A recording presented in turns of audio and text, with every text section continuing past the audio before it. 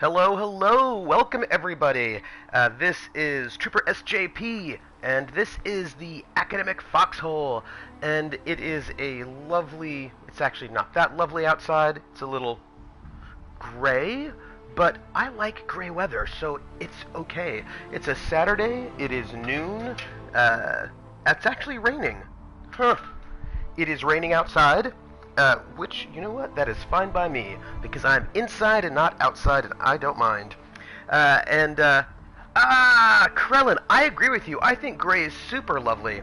I think there's something really nice about seeing sort of like a gray, sort of lightly drizzling, sort of maybe foggy weather outside. I actually even like walking in that, but I also did grow up in San Francisco, so, you know, I have a, I have a preference for gray weather, which I think is great.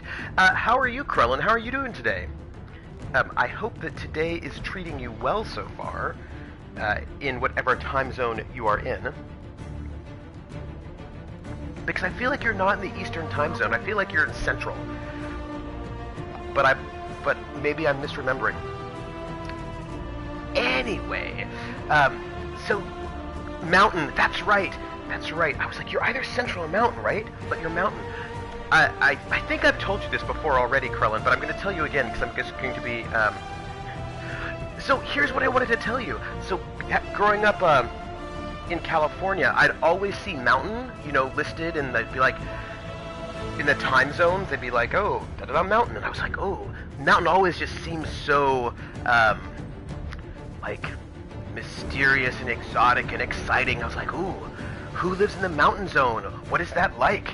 Like, ooh, and I am going to say it is probably not so exciting living in the Mountain Time Zone as I imagined as a kid, but it was always very exciting to me, sort of thinking about the Mountain Time Zone, probably because I also read The Hobbit as a kid, so, like, I was imagining the maps with the mountains, and I was imagining the Mountain Time Zone, and it was like the fantastical place where all of the excitement happened. I thought about it a lot, but I'm sure my thinking and reality were very, very far from each other, is what I'm assuming. Oh, I have to connect to the Dragon Age servers. You probably cannot... You cannot see anything is what I've been told, but only hear something, because... Okay, there we go. Sorry, there was a bit of a hiccup because I had to connect to the Dragon Age servers, and it bumped me for a moment. Living in the Mountain Time Zone requires you to learn time zones because all advertises... yeah. Yeah. Oh, but that must mean that the people who live in the Mountain Zone are all, expert mathematicians, right? Like, they all have extra special math skills because they learn them as a small child, and so they're all math geniuses. That maybe... Right? No? Maybe? I don't know. Also, MTZ sounds like a very exciting, that's an exciting acronym. Oh, see? I'm just saying. Right? So clearly Mountain Zone. Mountain Zone, this is where it is. So right now, in case you all want to know, we are doing the disaster in the Deep Roads.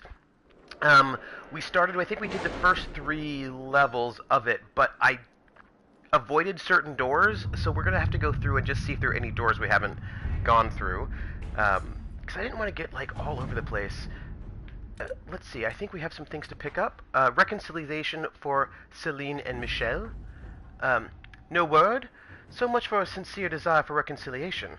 Michel was victim to Orlay's protocols once. Let him never find out that an empress's friendship is conditional, and only at her convenience. He deserves more than forgiveness behind closed doors. Well, good. Right? We're not gonna run around with shenanigans.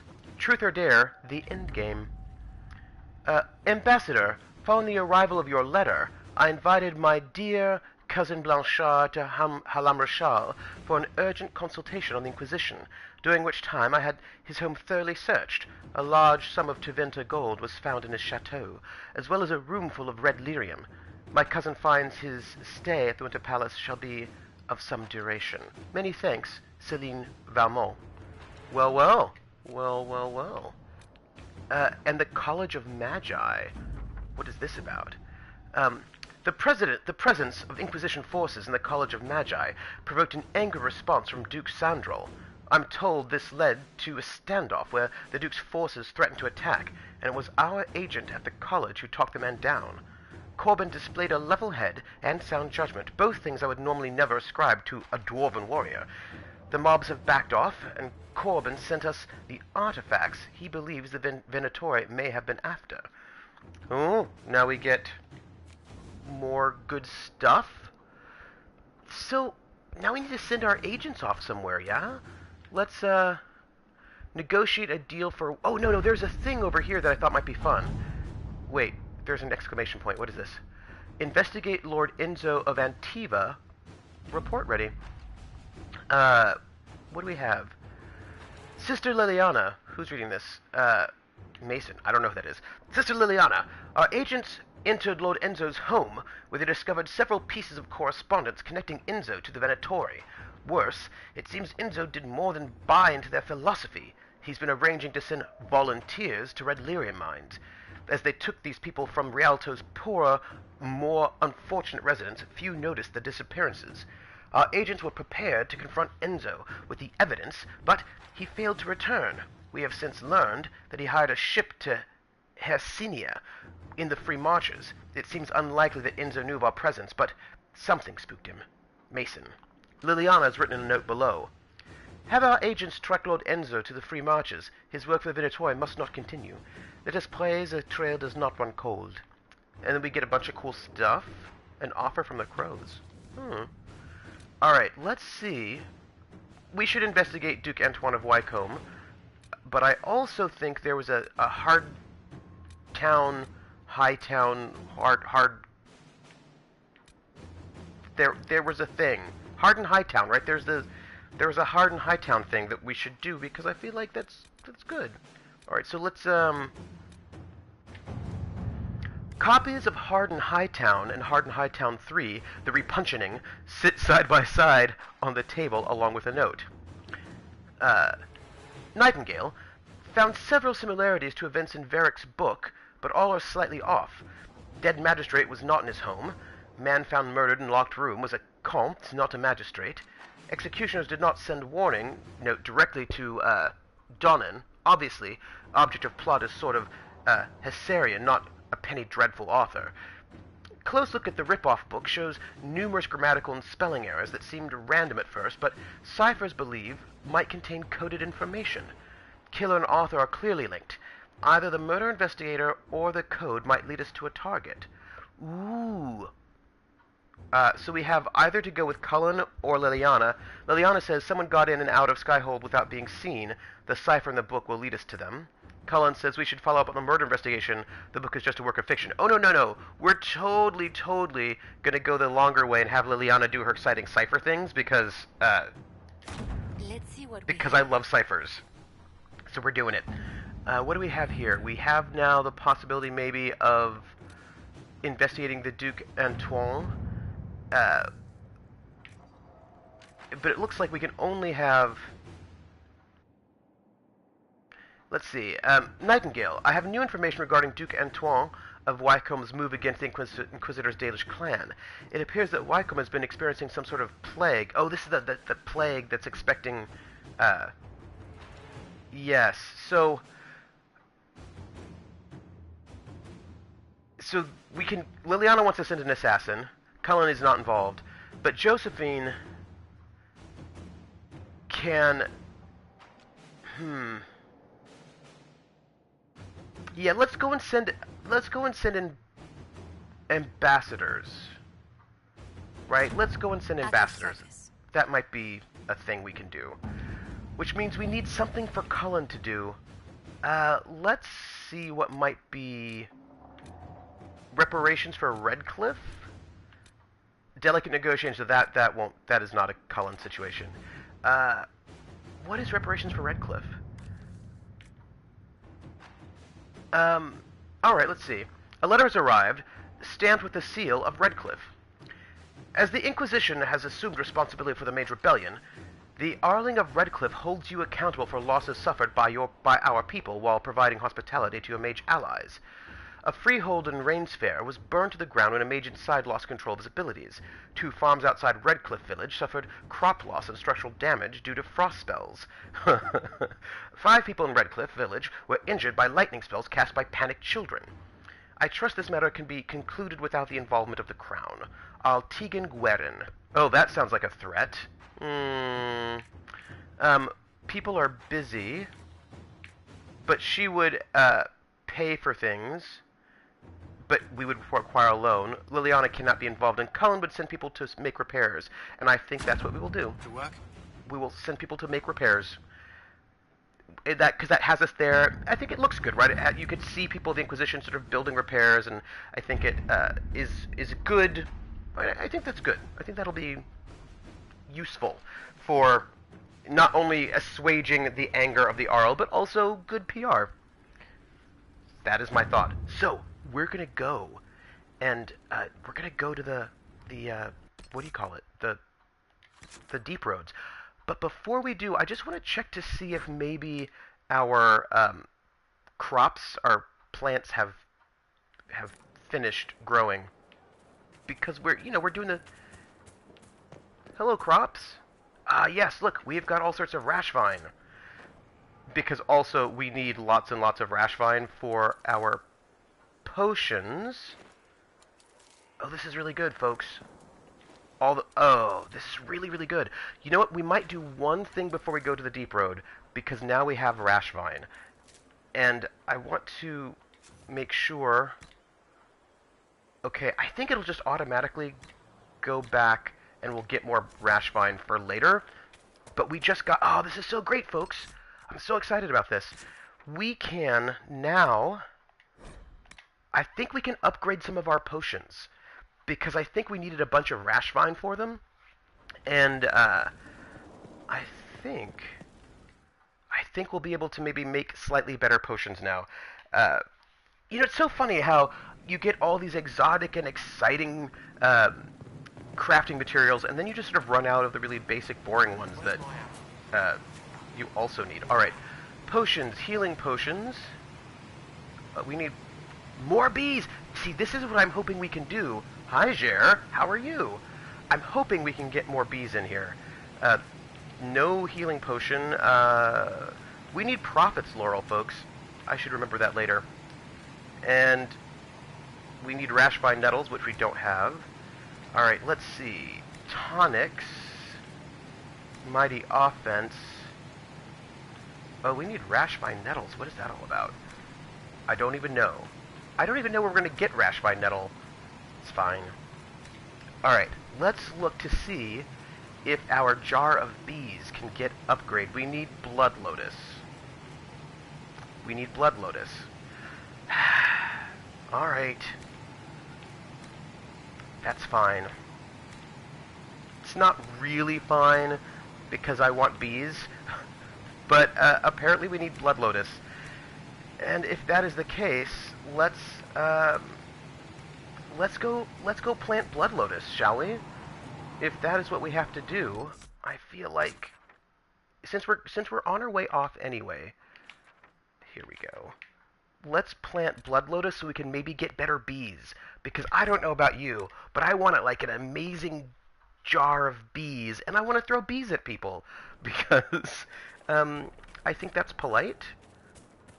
Blood Lotus. Alright. Which is probably common. Hello. We're just planting all the Blood Lotus. Bees. The cause of an answer to most of life. This is super true. I don't know if we have to, I think we have to do this for each one. Probably going to be pretty quiet today. Oh, your eyes itch. Oh no. Do you have allergies, Jer? Tommy Christmas! Hey, Tommy Christmas, how are you doing? It is good to see you here. How are you doing? Also, you make me think of Christmas. Which is good. You know, like, I'm saying that in a positive way. And we're going to put all the Blood Lotus in here because we need bees. Because also, apparently, if you level it up, you not only get bees, you also get wasps. So it's bees and wasps. Oh, Jer. That's sucky. I think, like, allergies that hit your eyes, those are never any fun. And, I also sometimes that have the problem. I'm not that, I'm alright. But, Alright, so let's, I think we can go to the... Yeah, this is it. We're going here. We're going to travel down there. Oh, sorry. We need Dorian. We also need Cassandra, clearly. And then we need Iron Bull. I always take them. And I know you should, like... I'm really glad that this is not a game where you lose your most prized allies, and they're like, you need to go and, like, play with people you never play with. That happens sometimes in games, and I would be so sad if that happened because I am not prepared. I mean, I suppose what I would do is I'd get Blackwall to be my tank. I would get either Vivienne or Solus to be my mage. I don't know, probably Solus because he's got some healing. And then I would need another DPS. I don't know who that would be. I'd probably go and get maybe like Sarah or like one of the rogues. I suppose that's what I would do. But, I don't know. But I'm glad I don't have to worry about that. I'm not playing Pyre, as you all know, because if I were playing Pyre, you would probably know it. But I know that you have to lose people in your party, and it's always so sad when that happens, when you get a really good groove going on with your particular sort of setup, and then it turns out that you lose them. So this is our expedition table, and I think we're all good over here. All right. So we're going down, and I want you to know, when last we met, I was running around, and I just sort of, I have played through Darkest Dungeon. Oh yes, but that's different, right? I feel like Darkest Dungeon is different because that's part of the whole game. You know what I mean? Like, there's a way when you're like, oh yes, this is going to be just that really frustrating thing where you lose people constantly, and then some people are really good, but they're completely, like, psychologically traumatized and not as useful as they used to be. Like, that game, I think it's, I like that game. That was a fun one to play, and I really liked the sort of the slow creep towards madness that was Darkest Dungeon. And I actually also love the art style. I thought that was really good. The one thing about it is that, like, the sort of the end game was not as exciting as the lead up to the end game, but I enjoyed that one.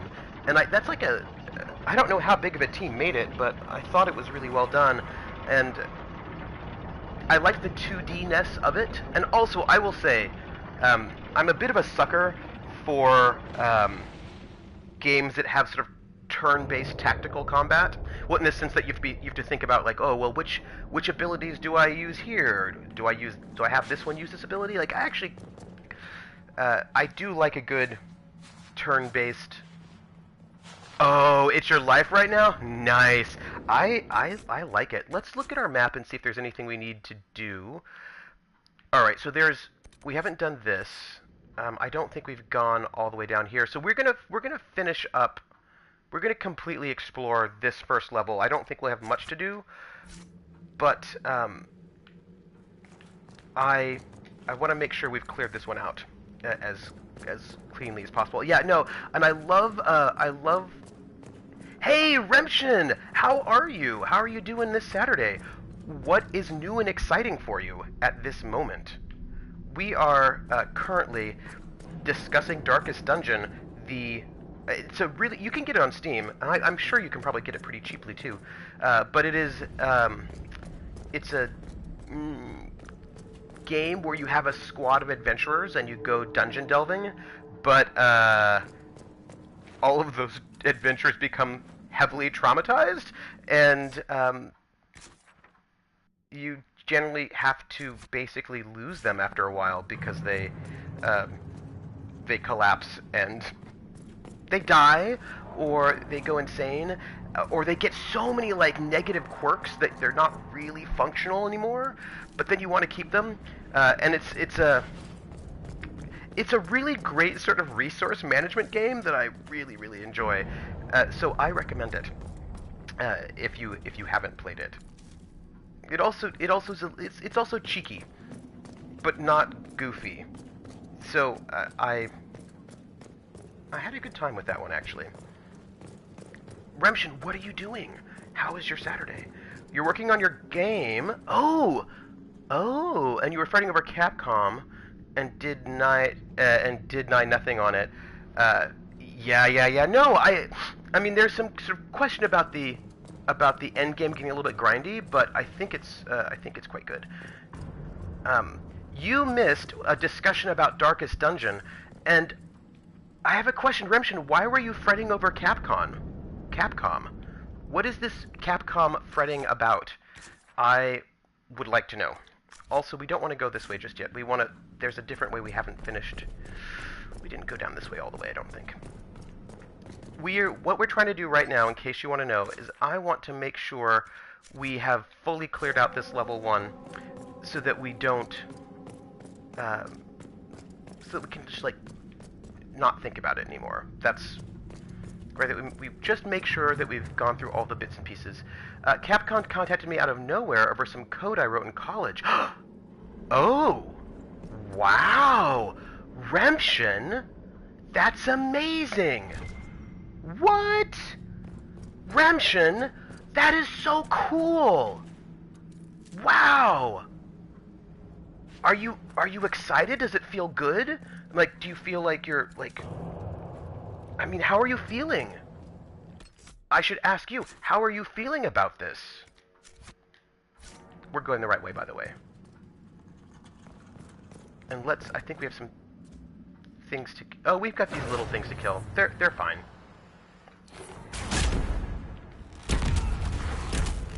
Yeah, so that's really amazing.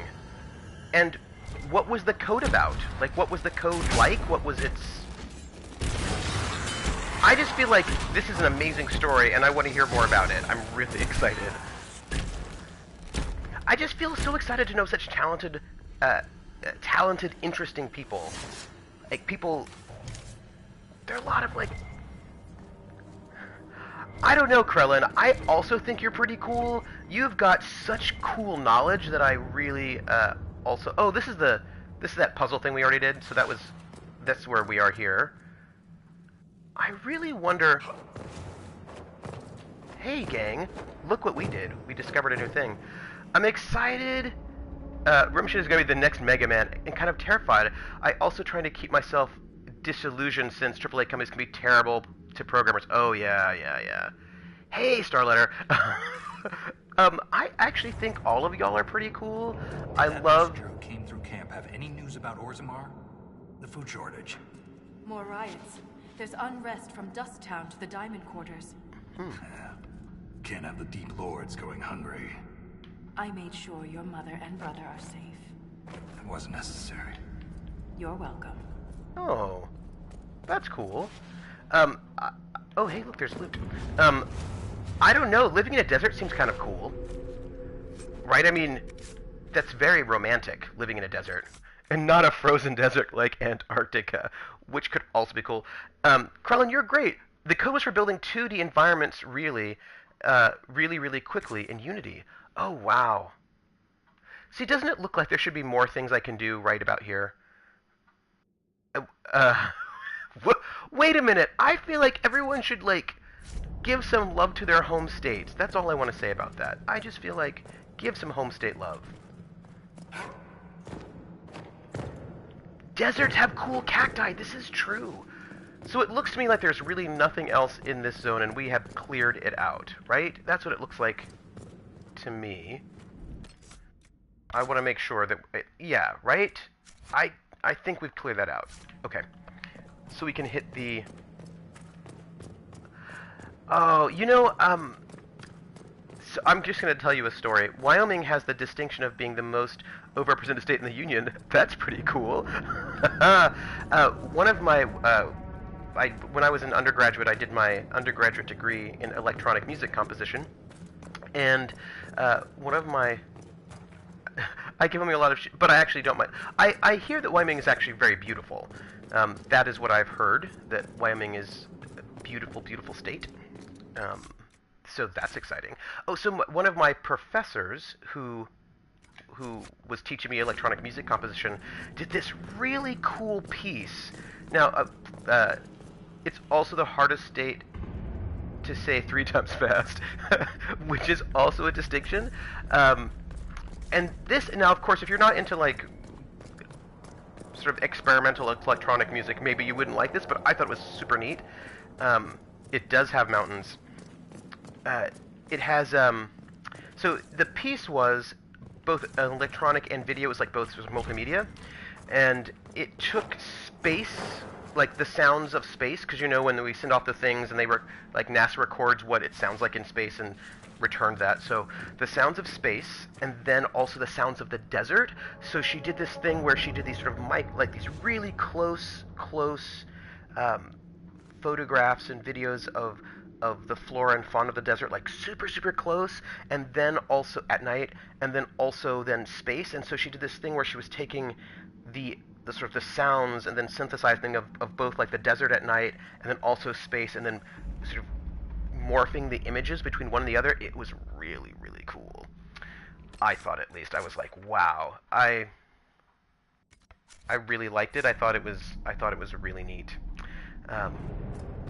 So, you know, that was really cool. So I have fond. Certain parts are beautiful. The Grand Tetons, Yellowstone, Bighorns are all amazing. Oh yeah, yeah. So I mean, Rashvine. Now we're like it's all Rashvine all the time. No, so I'm actually really. Oh, this is a door. We're gonna open this mysterious door. I don't think we've done this yet.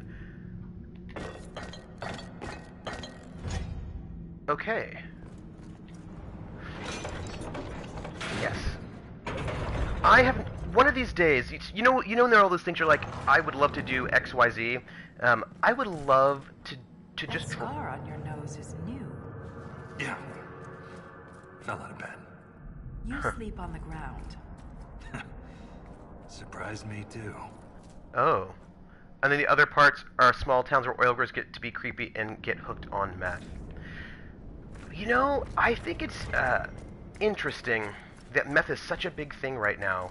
I mean, and it's like really big, meth and various other sort of opioids, because there was a time when those were not the drugs of choice, right? They were, oh, hi everyone. We've got bad guys. Let's kill bad guys. There was a time when it was other drugs that were popular, rather than the drugs. Oh, hey! Somebody needs to leave me alone. Leave me alone! Meth is because it's easy to get since it can be made with legal house. Yeah, that's right. That makes sense. 1, 1,000, 2, 1,000, 3, 1,000, 4, 1,000, 5, 1,000, 6, 1,000. Hey, Ice Bunny, how are you? How's it going? We're in the middle of a battle with a bunch of things, and I'm gonna just pretend like we're doing fine. I don't know if we're doing fine, but you know, I think I don't know, there are a lot of them. Yeah, right? Rumshin's like, music or meth? No, I think it was the music that was the cool part.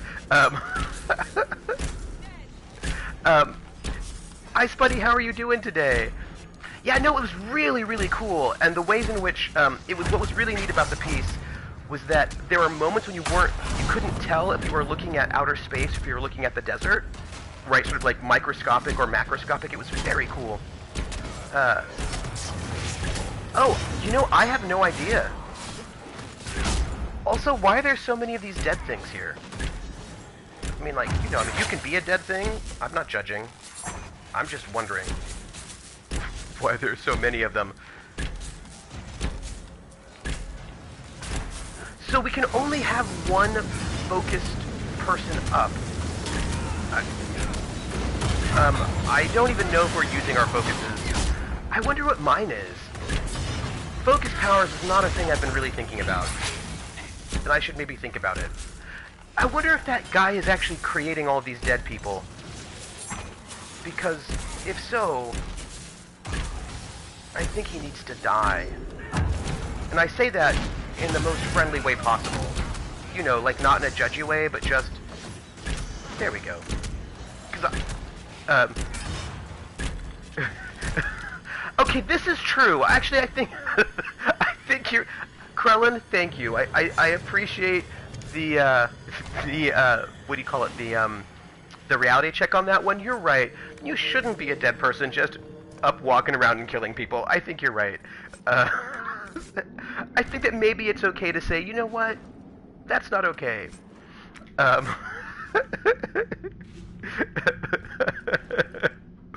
love it, right? Like, I'm sorry, sir. Like, I didn't want to offend him. It's just that, you know, I just think he needed to die. That's all. Oh my goodness. Oh, y'all. So, I wanted to tell you, you know, we played, event. It's true, and I think that maybe it's not controversial, maybe it is, I don't know, to say, being undead and killing people. Yeah, I agree. I will tell you something. You know, this is so interesting. Here's like a random thing, and I would love your thoughts. I would love all of your feedback on this one. So we live in the modern world, right? And we have lots and lots of media, right? So like we see a lot, like we have all seen zombie media, and we know what zombies are, and we know all these things. And so what would happen? So just, this is my thought. I would love, because I don't think I know how I would answer this myself. But how would you all respond if zombies seem to be happening in real life? Like, I think that people like to think that because we've seen zombie movies or zombie media, that if zombies happened in real life, we'd be totally fine with it. We'd be like, oh, I know what this is about. I know how zombies work. But I think if zombies showed up in real life, I think I'd freak out. Like, even though I've seen zombie movies, I think that if the dead started walking, I think that would really freak me out, despite being, I suppose, what would be genre savvy. What are your thoughts on that? What do you all think? Warden Elisa's diary.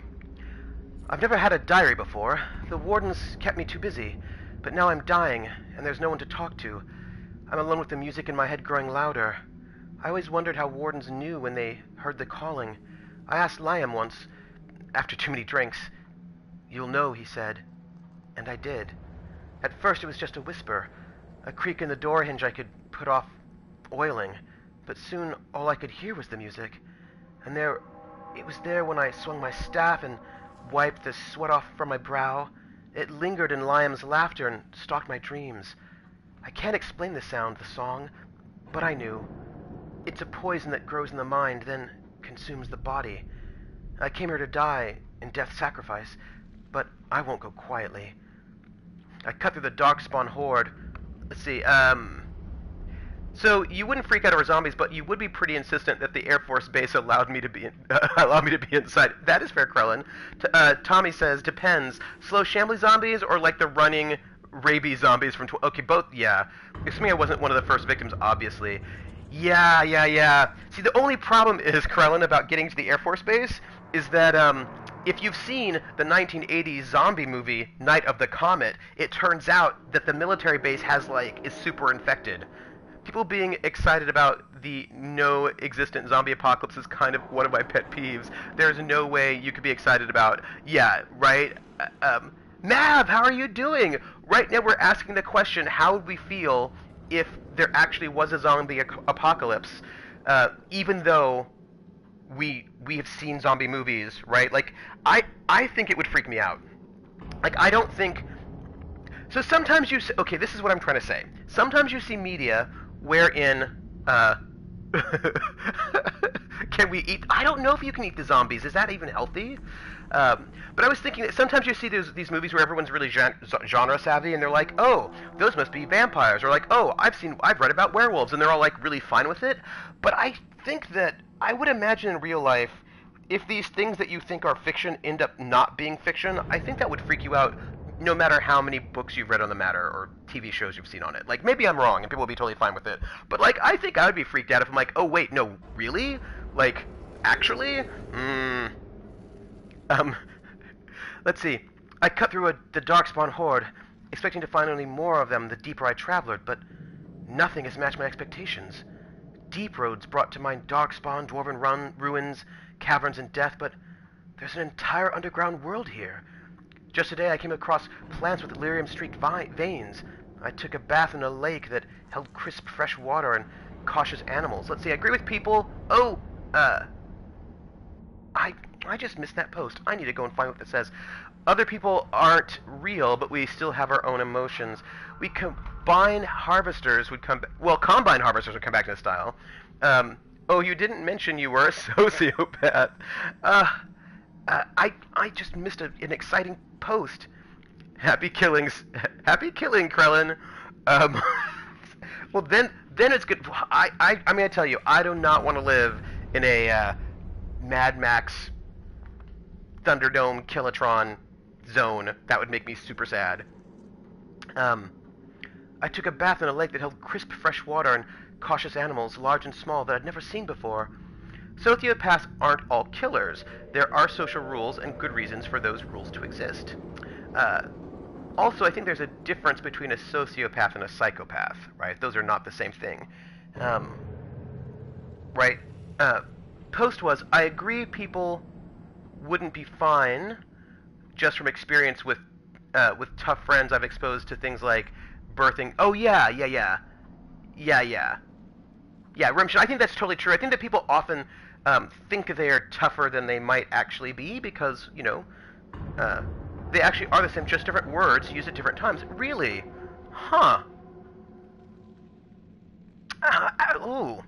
Because I was reading some kind of debate about it, and people wanting to sort of say that they actually are sort of different, or maybe it's now.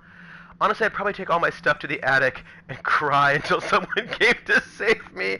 I just think that would be. I think a zombie apocalypse would not be fun. I would not like it at all. There was an interview with a sociopath on I don't know, one of these shows, and there was a person who was explaining that as a sociopath they have no feelings of empathy at all, and they have no empathy for other people. They also see people as things to be used and not as people, right? They don't care about other people's feelings. They actually don't they just don't have feelings for other people. Doctors can tell on MRIs. This is true, Krellin. I was reading about a scientist who was doing studies on sociopaths and then found out that he himself was also a sociopath. So like this idea that sociopaths cannot sort of empathize with people's pain or feelings and don't really have emotional connections to other people or care about their suffering. That's a good one. Remshin, that is what we've learned, I think. We're going to put this on our what we've learned list. Let me put it on my list because I don't want to forget it. Because it's important not to forget our things. Let me put that in there. Here we go. I think a zombie apocalypse would not be fun. Trooper SJP 2017. Boom. It's going on our list. Because these are important. Which does not mean that just because you have no empathy for people and don't really see them, don't think about their suffering or pain, or cannot actually have friendship or love towards them because you see everything as transactional, that you end up becoming a murderer. Because you can just not murder people, right? Best zombie apocalypse ever. I would zombie apocalypse again. Academically, psychologists are trying to sort that out. While the DSM classify them the same, there is to debate as to whether they have cut off. Because I was reading some debate about whether or not they are different, and I don't know, but I know that there's been some debate about it. I try again. Hi everyone. Hey Ice Bunny. No, don't kick the computer in the behind. Honestly, murder is just not worth it. Welcome back, Ice Buddy, most of the time. Because here's the thing about murder. It gets in your clothes, then, you've got to change your outfit. Welcome back, Ice Bunny. Where are we at? Different connotations. And there are certainly different connotations between a sociopath and a psychopath. But again, right, I think this is something that people are debating, but I do not even know what will happen with that one. I can't be the first warden to witness such wonders. I was distracted by the curiosities yesterday. Was it yesterday? I left my guard down, got comfortable. Easy to do when you know death is inevitable. But then I stumbled across something horrible. I smelled it before I saw it. Bodies. Herlocks, Genlocks, creatures I didn't recognize, hundreds of them, mutilated, tortured, and thrown into pits. Gets in your clothes, gotta change your outfit, have a bunch of angry relatives out for revenge. So much work, right? It never works out well. Such hassle. And then sometimes, like, you might have to, like, get a new place to live, whatever. I ran. I didn't see the hole. Can't move my legs. They look like they should hurt, but I can't feel it. The music is too loud, the hunger too strong. I can still crawl. I don't want to die like this. Oh, poor Warden. So here we have a sketch of the deep roads. So there's some sort of thing that we may learn. This Grey Warden had a map. Could be important. Well, I hope this map will be important. Let's do a run around of this place and see what we get to. Are we? I just saw something. All right, no, I think that's good. I think we're good there. What is this? Some loot. We'll take it. So, have you all, or do you have feelings about? Do you have thoughts and feelings about Dexter, that television show? I have not watched the whole thing. I think I watched season 1. Maybe? I think I watched, like, around season 1. I might have seen, like, I've seen episodes outside of season 1 here and there, but I ended up losing cable, losing HBO or Showtime, whatever it was on, so then I didn't really have access to it. For me, I just kept thinking about the fact that we had this sort of moment. Oh, interesting. For me, I was like, oh, huh. And you never want Hercule Poirot tracking you down. I mean, sure, his mustache is pretty glorious, but still, such a hassle. For me, the thing about Dexter was that not being a huge, what's the word, Dexter aficionado, for me it was about this sort of larger trend that I noticed, right? That you have, that was that moment where a bunch of pretty, like, anti-heroes, but like a little bit more than anti-heroes, you know what I mean, became all the rage, right? So you had Dexter, but then you also had Walter White from Breaking Bad, who's a meth dealer, and like then you also had the Shield, Vic Mackey, who's like a dirty cop who murders people. So it was interesting to me that there was this moment where everybody was really excited about kind of terrible people being the protagonists of television shows. Walter White was... Oh, yeah. But sadly, then people did. But see, like, so I just think it's sort of interesting whether or not we think of them as sympathetic or not, that was a trend for a moment, that you had a bunch of protagonists in shows that were... Oop, I was just going to jump off of that and die, and let's not do that. The creator was actually kind of miffed. People kept... Oh, yeah, right? No, I heard that. I read that. Yeah, and that people, like, I think that there was a sort of... See, and this is a... I watched the series all the way through. I think the idea of using something dark for good is interesting. I was Ooh. I heard something creepy. I was personally really interested in... let's see... Where we may not have... Oh, right, okay. There's the lift, but I think we can go down this way, and that might be interesting. Let's go down here.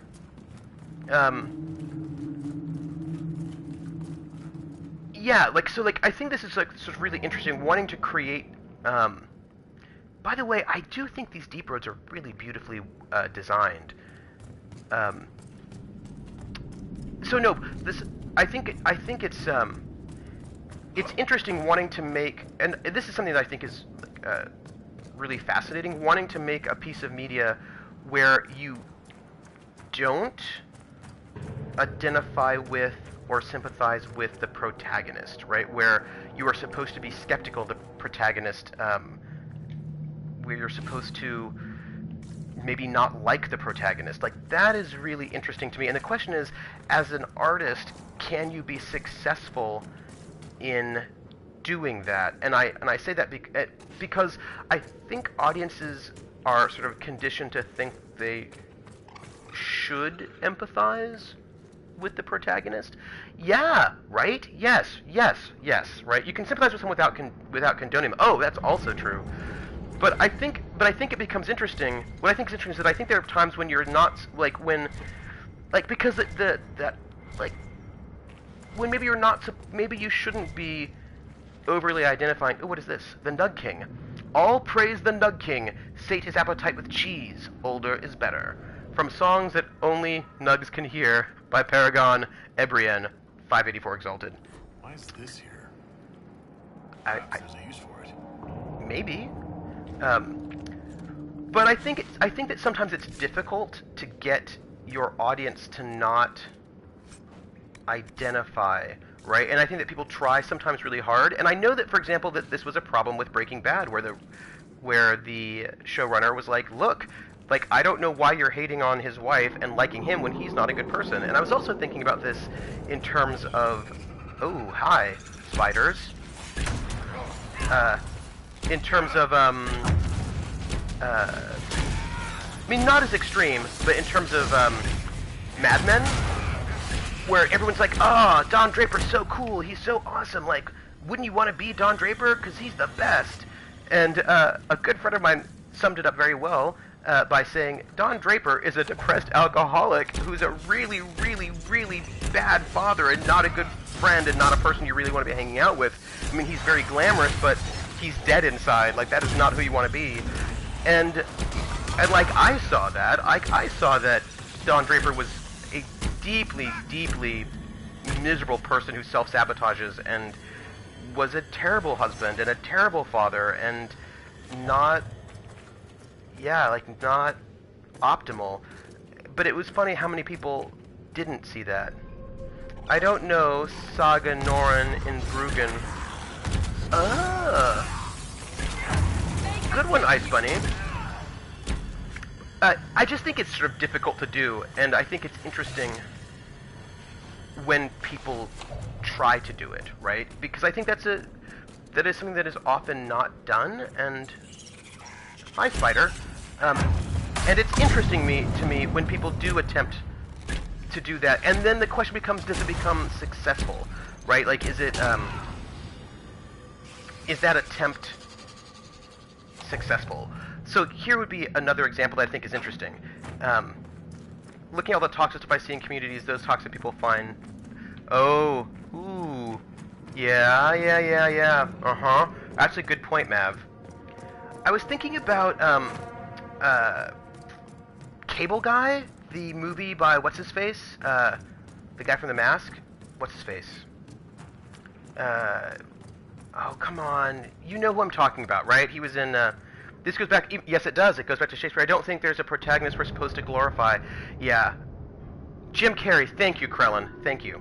Because Jim Carrey had this sort of lovable goofball persona, and then he did Cable Guy, which was darker, and he was less likable, and the movie didn't do well because people didn't want to imagine him in that sort of less likable, more serious mode, which I think was really frustrating to him. And I think, you know, is it that some actors, we think it's okay for them to be less likable, but other actors we don't think that about? Like, if we put you in, like, the girl or boy next door slot in our mind, that we then don't like it when you do something different? Like, I wonder sometimes if this about the actor itself, because I think people are super fine with some actors doing sort of dark and challenging and unrelatable things, but then other actors perhaps less so. I don't know, what do you think about that? Like, I just noticed that some actors can get away with doing unpleasant roles and have those then be successful and maybe also get them Oscar love, whereas other actors, they try to branch out like that and then people don't like it as much. So there's a door here. We should go in there, but I think we should just see what's out here first. So we can look, and it is something I think I probably needed.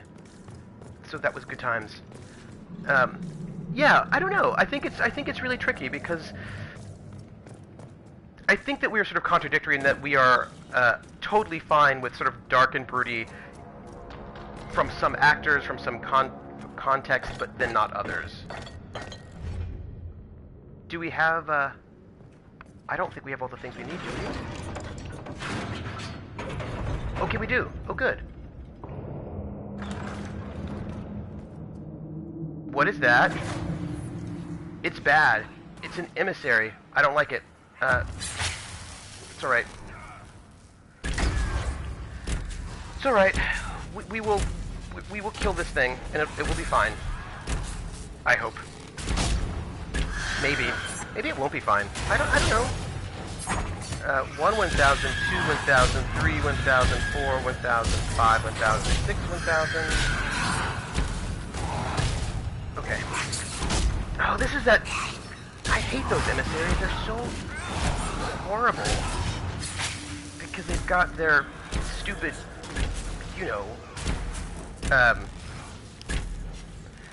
It's interesting how sometimes get pigeonholed and typecast, and how some break out of that.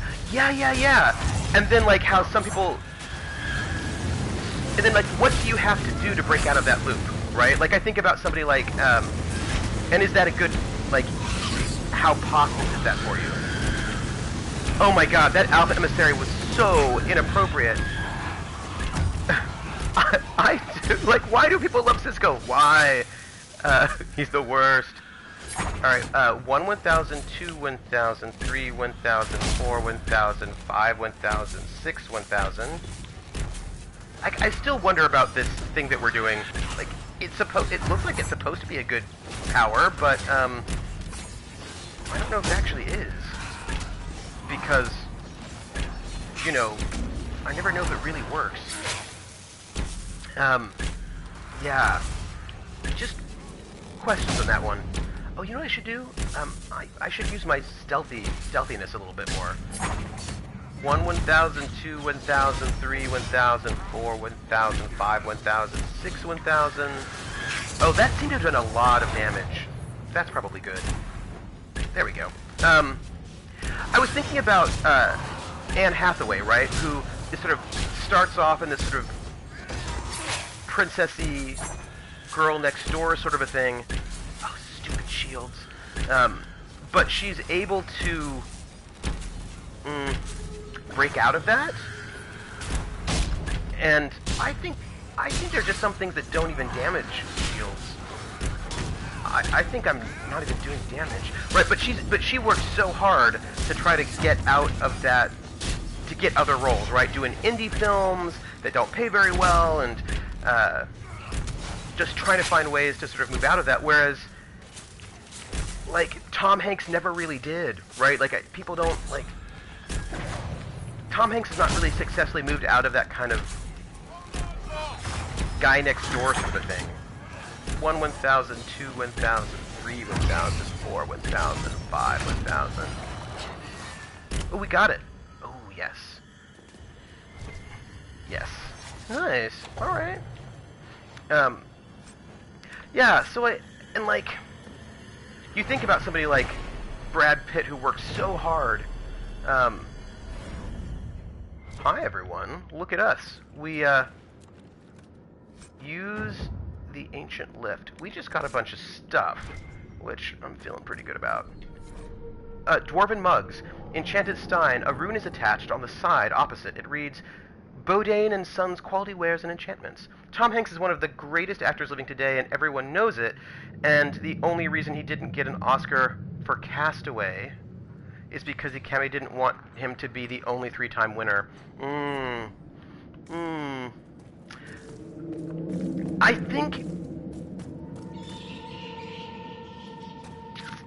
think that Tom Hanks struggles. And what I mean by that is, Oh, look at all this. Where are we right now? Are we on the second? Oh, we're sort of on the same level as the second level. That's very interesting.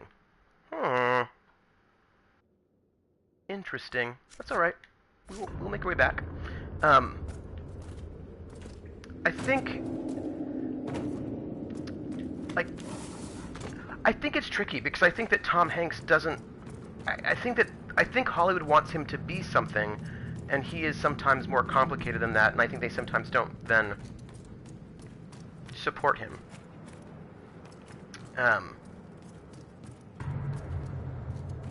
I think what's his face?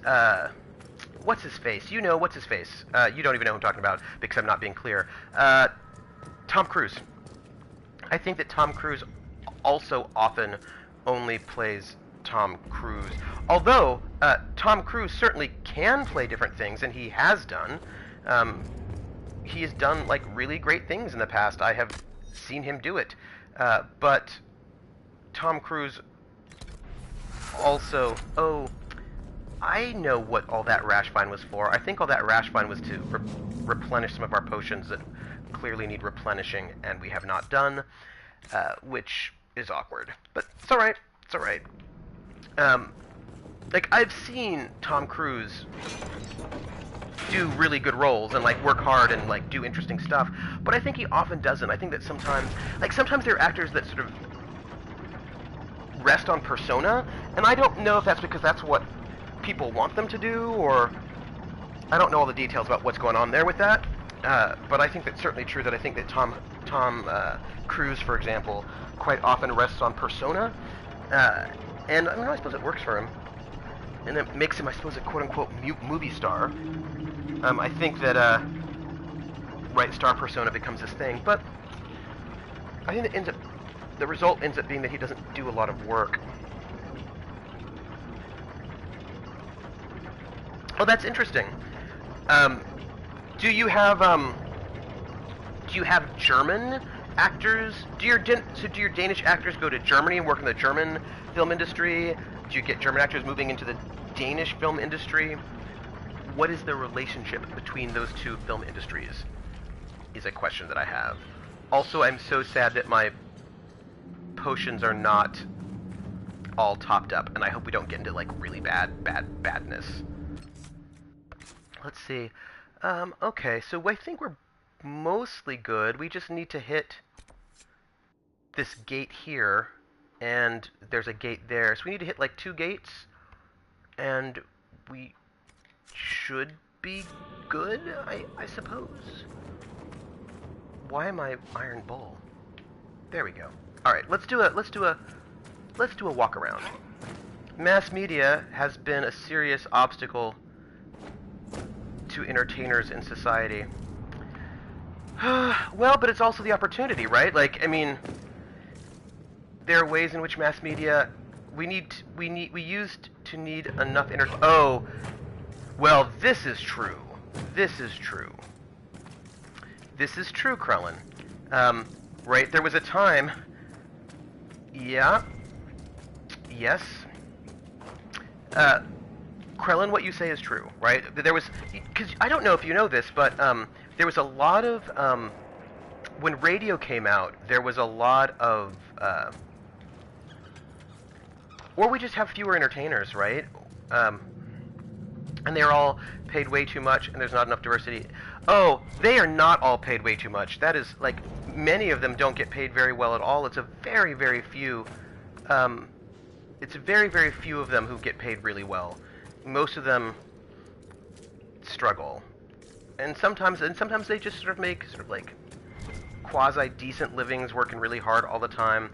But there are a lot of entertainers, and a lot of them don't actually make that much money, is what I would say about that one.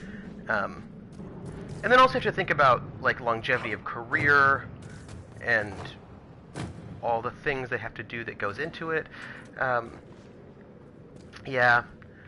Well, the pay for entertainers is being super yes, a few people make millions, a bunch more make next to nothing, a few make a pass, that's right. There are films that are co-made between Denmark and Germany. Oh, the Scandinavian countries, and sometimes a Dane lands a gig in Hollywood. And a bunch of people who should be entertainers have to do something else with their lives because they're not. Yeah, that's exactly right. You know, and then of course, we now sort of have an ideology, or it's what we say, right? That entertaining people is something that you love, right? So therefore, it's not really work, so you shouldn't get paid for it.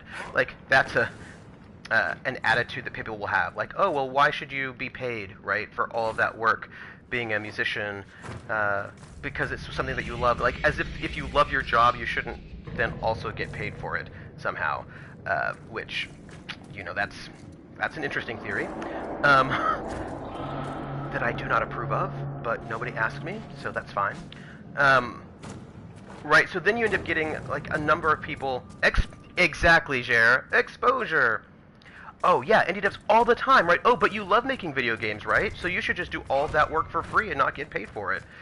And then, of course, you tie that into the next part. What's on the Grey Warden's map. Time Oh. to look around. Okay.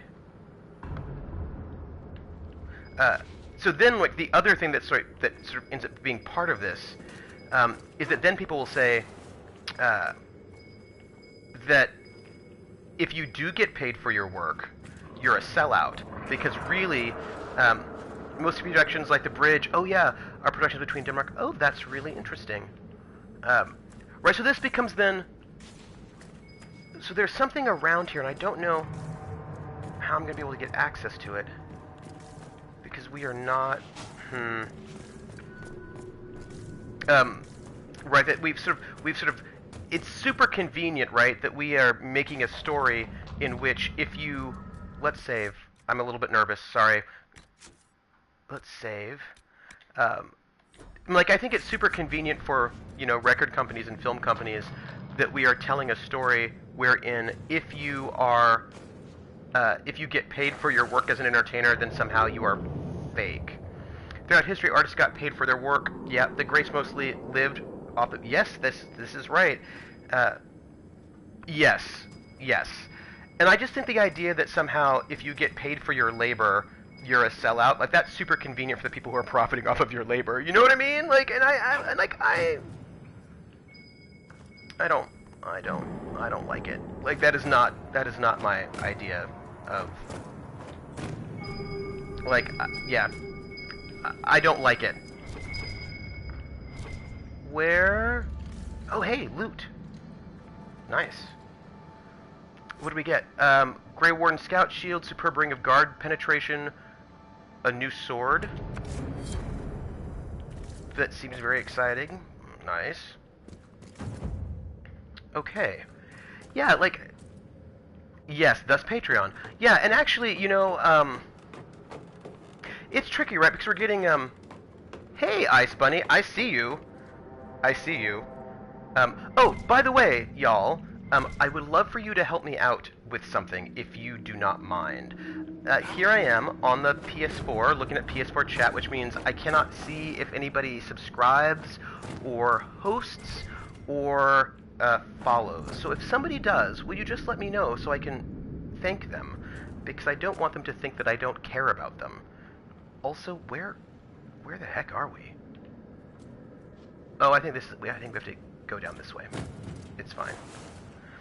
As much as I love the modding community, it's lent itself to that mentality. Oh, yeah. I also think, yeah, I just feel like,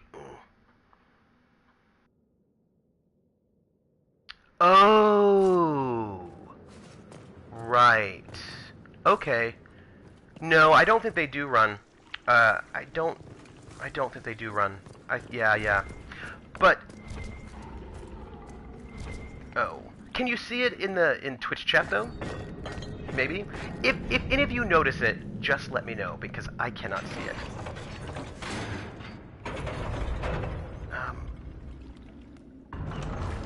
All right.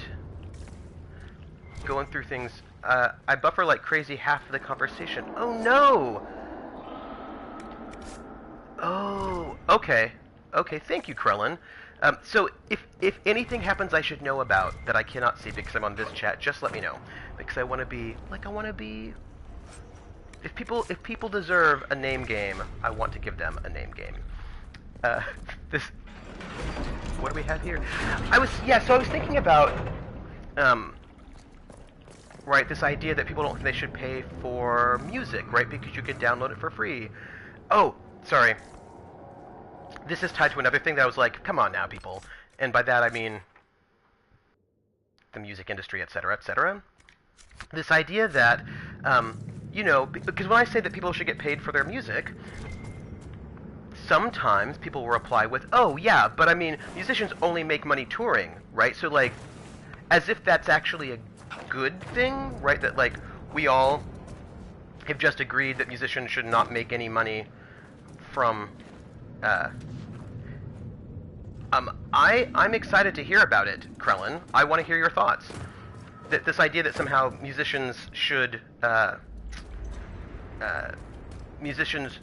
get paid, right? Because they make money on touring. Because most people do pay for they do. No, I think that's actually true, right? And Krellin, I agree with you. I think you're right. I just don't. And I think that people are paying. Oh yeah. No, that's also true. And I think they're also paying. We get Patreon, we get Kickstarter. Like we're getting.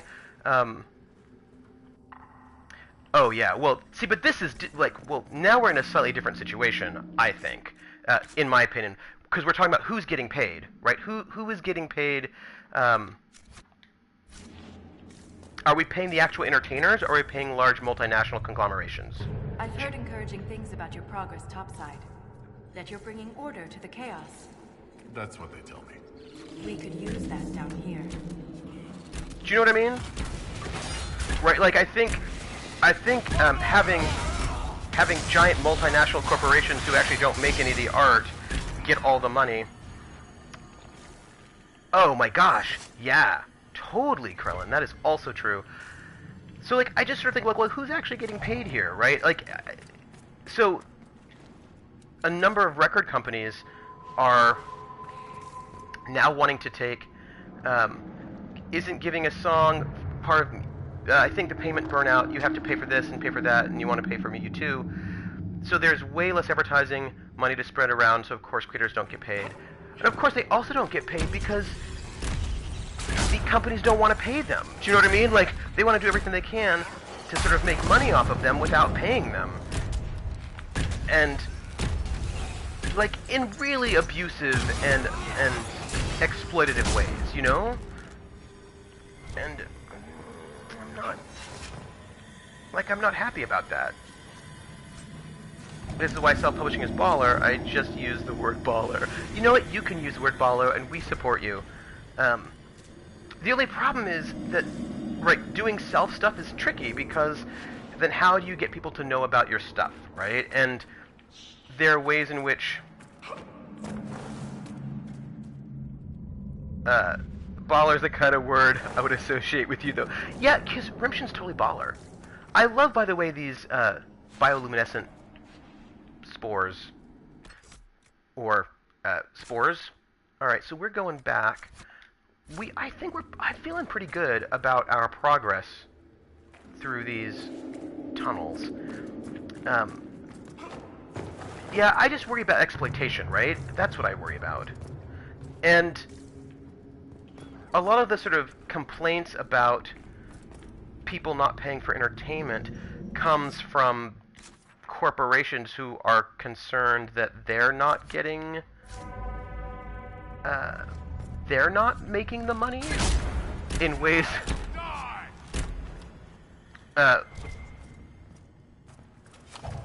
because people are paying more money to artists individually. Tell us the thing, Krellin.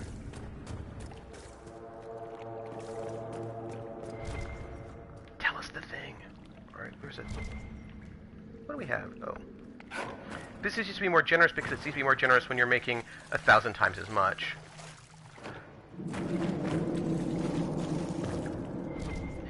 But you know what though? So the thing is, our big five music industries, they're still making huge amounts of money. Their profits aren't down. They say their profits are down, but they're not. So there's like they're using sort of stories of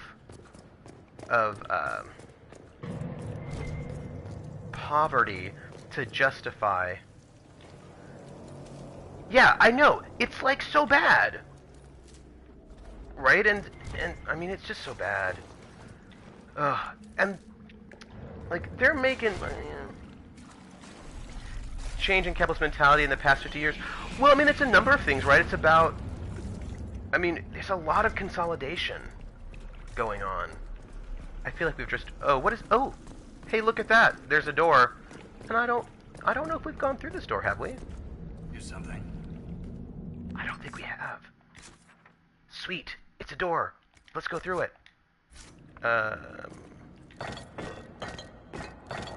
I hope we have enough to open it. Well, I mean, really, there's been a lot of change in the last 50 years, right? I mean... A lost caravan. Oh. It may have been down here for centuries. I wonder if anything's left. I will say, some of this is a little dark, but we'll survive it. Most of these companies that want our money are more than capable to pay it themselves. Oh, I didn't even look at that exciting... Amazingly well preserved. Ooh. I hope that we get some... And we get another gear.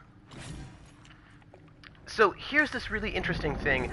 Actually, I'm sure you all know it because well, I'll tell you a thing that you may not all know. It wasn't I would have thought radio ads before the internet exploded would have been noteworthy, but I truly don't.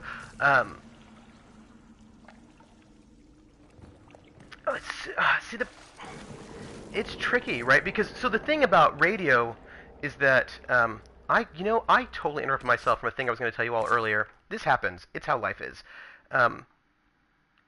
Yes, but also, yeah. All right, let's keep going the way we're going, I suppose, which is this way? Is that right? Yes. I mean, of course, radio is important, right? Because radio gets you exposure so that people know your stuff. But okay, all right. I feel like we're on a good path, everyone. I think we're doing well. Oh, it's true. And the thing is, I don't know if you know this, but well, it's about a lot of things. It's about sort of vertical consolidation in ways. I mean, they did finally break up Clear Channel because Clear Channel owned the radio stations, like almost all of the radio stations. Okay, so basically, there was some deregulation that happened. So there, in the past, regulation said that you could not own more than like X number of radio stations and Y number of markets because they didn't want somebody having monopoly on radio, and that legislation was eased off of, as I suppose the best way I can put it. So then Clear Channel, this one, basically owns almost everything, and that then changed radio very radically, like what radio could be, what it could sound like, what was going on with it, in ways that were very negative for... Nope, don't die. Sorry. Is it business schools in the 70s started teaching students wrong? Oh my gosh. Dodge v. Ford. What I will say is, I agree with you, but I suppose it actually wasn't wrong legally, but... oh my gosh, yeah. So then everything's owned by Clear Channel. I'm really worried that we're all going to die. I don't even know how we get out of where we are. It's fine. And then Clear Channel started buying... Yeah. Yeah. This is all true. Ooh. I'm a little worried about my life right now. I think we're all gonna die. And I think we're not going to die because of monsters. I think we're going to die because we can't get off this creepy rock. It was a Michigan case and largely went to corporate president anyway. Oh, here we go. All right. What I was going to say though was, so then Clear Channel started buying booking agencies, and also then venues. So you got this space where if you were a musician, and you wanted to get any kind of radio airplay, they would say you need to go and use our booking agency, and then only play. And then if you want to play in our venues, then you need to, like, there's a way in which they became like sort of really, like, they got broken up into like two different companies, but like it's still super consolidated and sketchy, which makes it so that it's really hard for independent artists to actually gain any kind of success. That's right. This is true. Yeah. And so basically we're at a space where, and it's the thing about sort of independence, right? That at the moment that you're not going to get into the good venues, and you're not going to get the good advertising or the good, oh my gosh. Yeah. Oh. We don't have the ancient gears we need. Alright, gang. Let's remember, we cannot open this door yet because we need more ancient gears. So that is what we're looking for. Ancient gears, so we can open this door. Actually, I think they are Gears of War, which would be a little bit creepy, because Gears of War are people, just like Soylent Green, and then you have to put the people up there in the gear shaft, and I don't know, I feel like that'd be bad. I feel like it would be bad. Yeah, oh, here we go. Let's take some deep mushrooms. Yeah, I worry about exploitation. Oh my gosh! Sorry.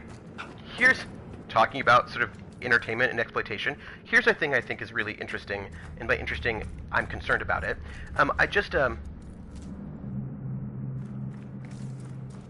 It said that corporate executives couldn't be assholes to shareholders to curtail competition. Uh-huh. Uh-huh. Interesting. Quick note, let's see, oh yeah, I think we've been there. I think we did all of that, right? I mean, we can just do one more look to make sure we've got everything over there. Ford knew the Dodge... Oh, yeah.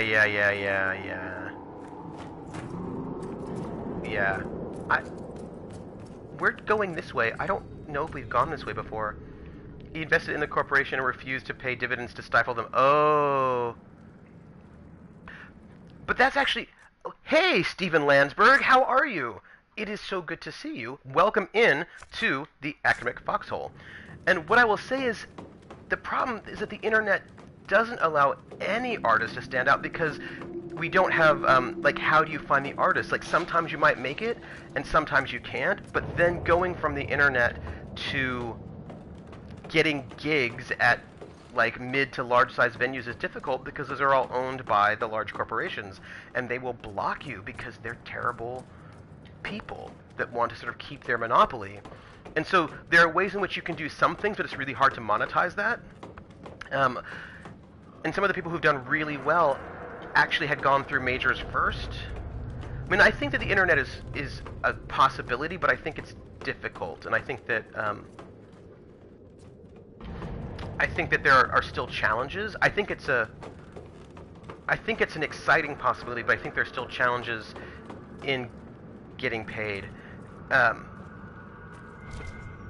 think that's true, but the question becomes, how do you go from being a small artist to a larger artist when all the means of distribution and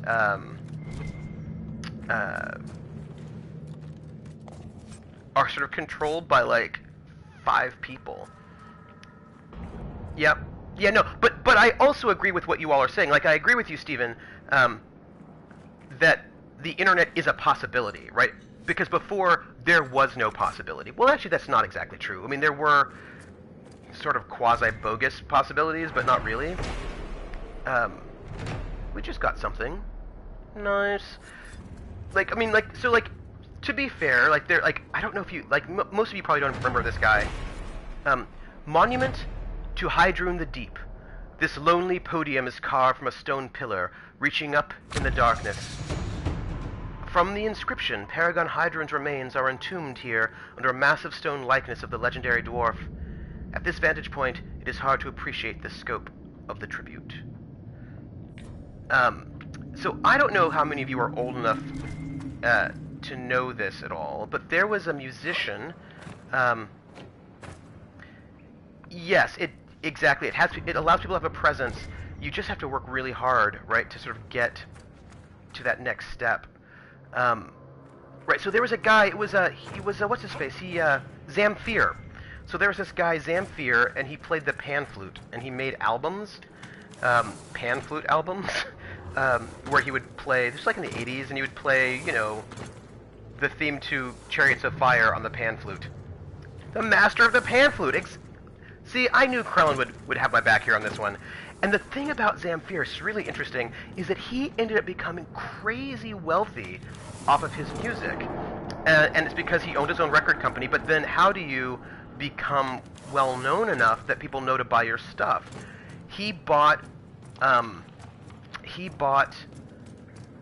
TV ads on late night cable TV that were really, really cheap because late night cable was brand new.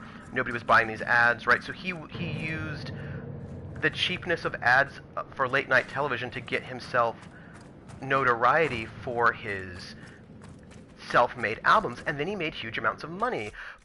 And so but like that was one guy, right? Now it's all infomercials. That's exactly right, by larger corporations.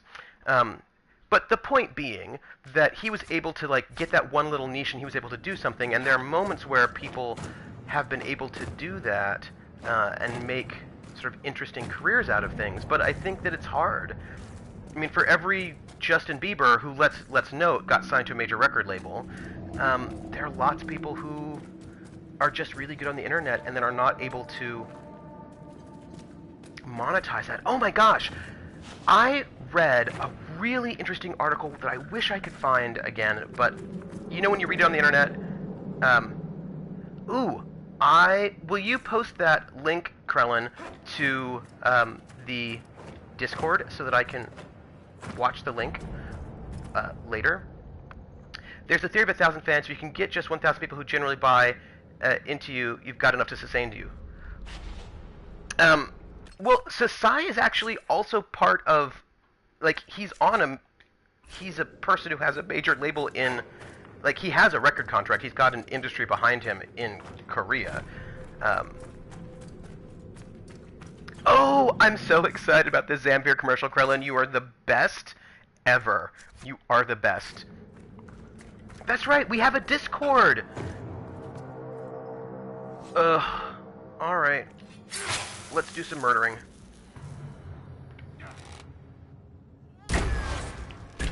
We're gonna do a little bit of murdering. We do! We have a Discord! You should all join our Discord. It's really great. We talk about all of the cool things all of the time. Like, it is really awesome.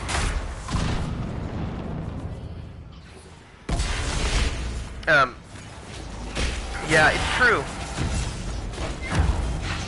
That is very true, Stephen Lansberg. Oh my gosh, sorry.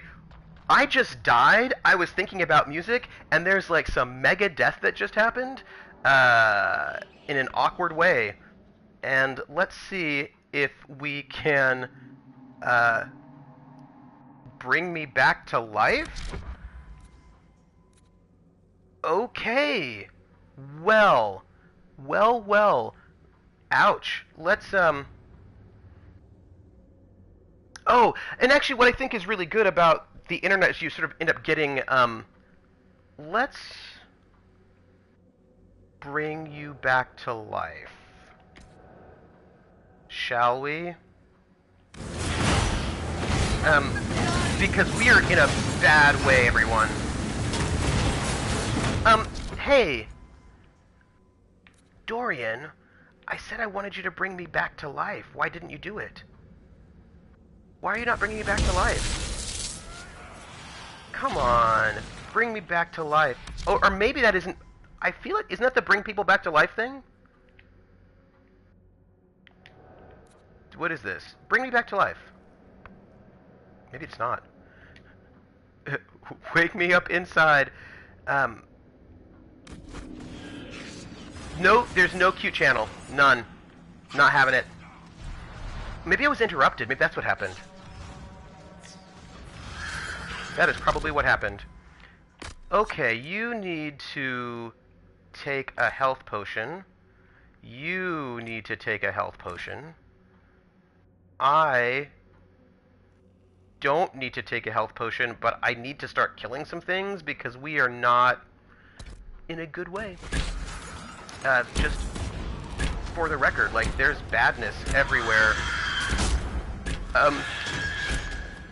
No, it's not that I don't like cute.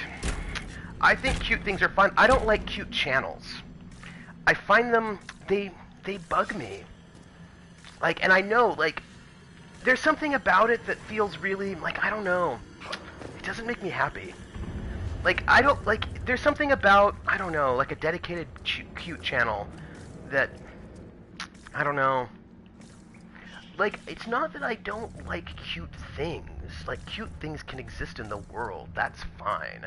And sometimes somebody, it just feels,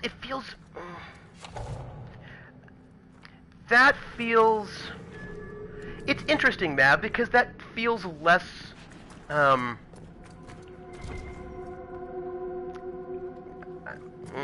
do I put this?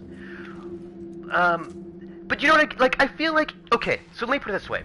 If, for example, you're running around and you see something that is cute and it really strikes you and you're really excited about it and, like, it's this sort of, like, authentic moment of, like, being moved by something beautiful or cute, then, like, post that in general. Do you know what I mean? Like, because that's this sort of moment of, like, oh, this is really cool. But there's something about, like, all the cute kittens and, like, in a specific dedicated channel that starts feeling kind of artificial and, forced. Yeah. Oh, the thing is, I enjoy my Hello Kitty too, but I kind of want these things to be... I want them to be... I don't know. Expressions of your moment? I suppose it's hard to describe it in some ways. Rumshin might get what I mean. I don't think I like cute for the sake of being cute, right? I think I want something to be...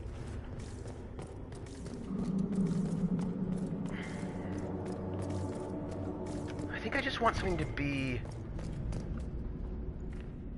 I don't know. Like, yeah. Yeah.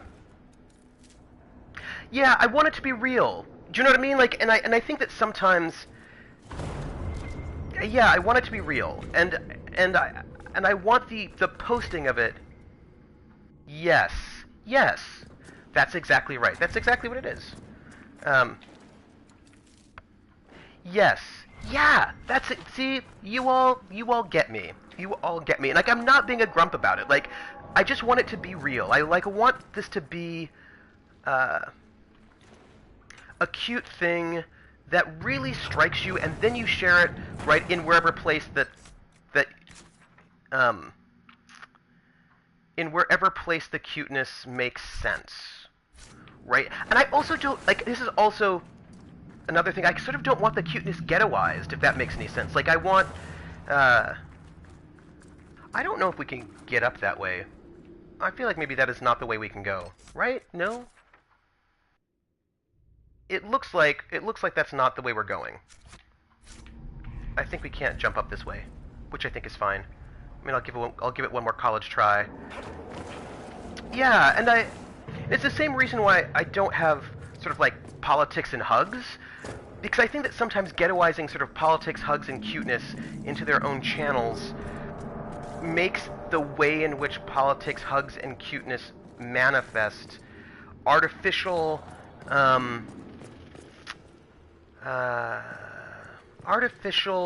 and then sometimes toxic. And like, how can cuteness be toxic?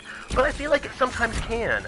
And I think that if it becomes a natural extension of what it is we're talking about, then we get more nuance, and I think it becomes realer, and I think it ends up becoming like a better conversation. Those are just my feelings on that one, and like, I hope you know what I mean about it. Like, I hope you know what I mean by it. That I want, like, if people are talking, like, I think that I want these things to be more natural, more extensions of the conversation, more in context, right? Like, I want the things in context. That's what it is. I think context is really important, and I think that if you can keep the cuteness and the politics and the support in context, that I think it makes it healthier. I think it makes it better, and I think it doesn't ghettoize those things in ways that sometimes can stifle. Yeah. Like, I want... Yeah. Yeah.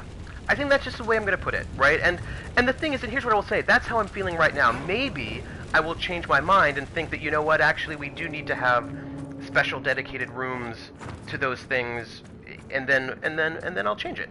But at the moment, this is the sort of experiment that I think I want to do at this moment, is to see if not having those channels be separate and ghettoized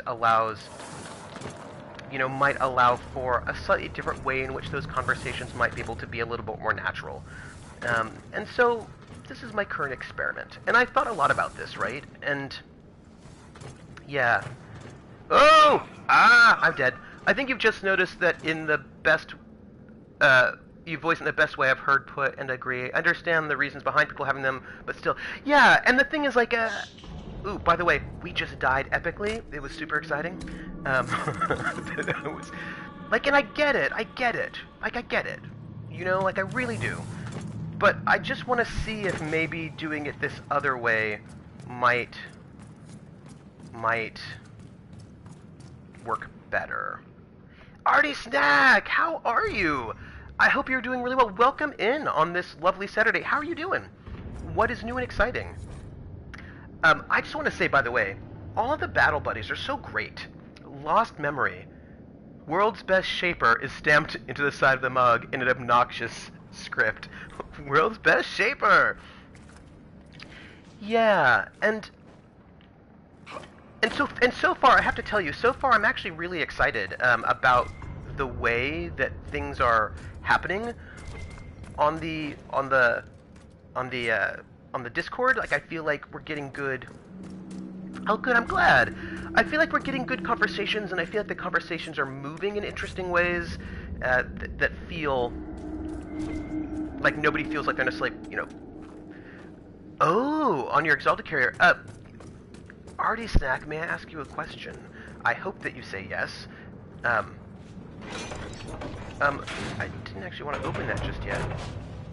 I was actually looking for something slightly different. So, Artie Snack, how long does it take to make an Exalted character? I need more ancient gears, so I don't have enough gears for this. We need to find them. Remember, we have to come back here for more gears. How long does it take to make an Exalted character in comparison to other systems that you have made characters for? And what is the, like, do you think it is a difficult process? Do you think it's not a difficult process? What are your thoughts on the character creation process for Exalted? That's what I want to know. Let's see, where are we at? Okay, so there's a thing we have to come back to over there later, and we're going to hit over here. Yeah. You need to replace that textureless... I know! It looks... Right now it's my best bow, though. But, well, actually, you know what? I did get a new bow. Let's look at my inventory and see if the other bow is better, because I do have new bows. I got the Four Wind. The Foul Wind is what I'm... Yeah, nothing I got right now is better than this Foul Wind. As soon as I get this better bow, like, I mean, I will tell you, I do love being a bow wielder, but when we get, like, weird swords tied together with a rope as a bow, then we get weird textureless bow that is like, what is that about? I feel it. I feel it. I feel it. I was also... So, actually, this is sort of interesting for... Oh, I didn't tell you the thing! All those things... Y'all are so distracting in the best possible way. I love our conversations. So, I read this article about Sansa from Game of Thrones, Sophie Turner. And, she said... We're talking about the internet, right? And I'm like, very interesting. So, she said that she was up for a part in a movie. And, when I started, I knew nothing about Exalted at all, so I was learning both the world and the system as well as creating a character. You got cut off after character. Also, since it is the first time I've created a classless character, I think the time it's taken me isn't all that standard, but I've been enjoying. It. Yes. Oh, hey, look, I'm super shiny right now. Love it. That's fair. I enjoy, like, I can really enjoy character creation if the character creation process is enjoyable. No. That was a statement that meant nothing. It meant something to me. I know what I meant by it. I meant that there are character creation systems that I think are sort of fun in and of themselves, and I enjoy that. Oh, I was just talking to... Oh, I'm distracting myself again about Sophie Turner. So Sophie Turner was saying in an article that I read, I want to figure out how I need to get where I need to get. That she was up for a movie part. Yeah, the Shadow One character creation system is... Alright, we need to figure out how to get over there. I made some stuff and I was like, it's crunchy in a way that I was not enjoying. And I do enjoy character creation. That was just crunchy in a way that I was not enjoying, is what I would say. And I think it's because it wasn't...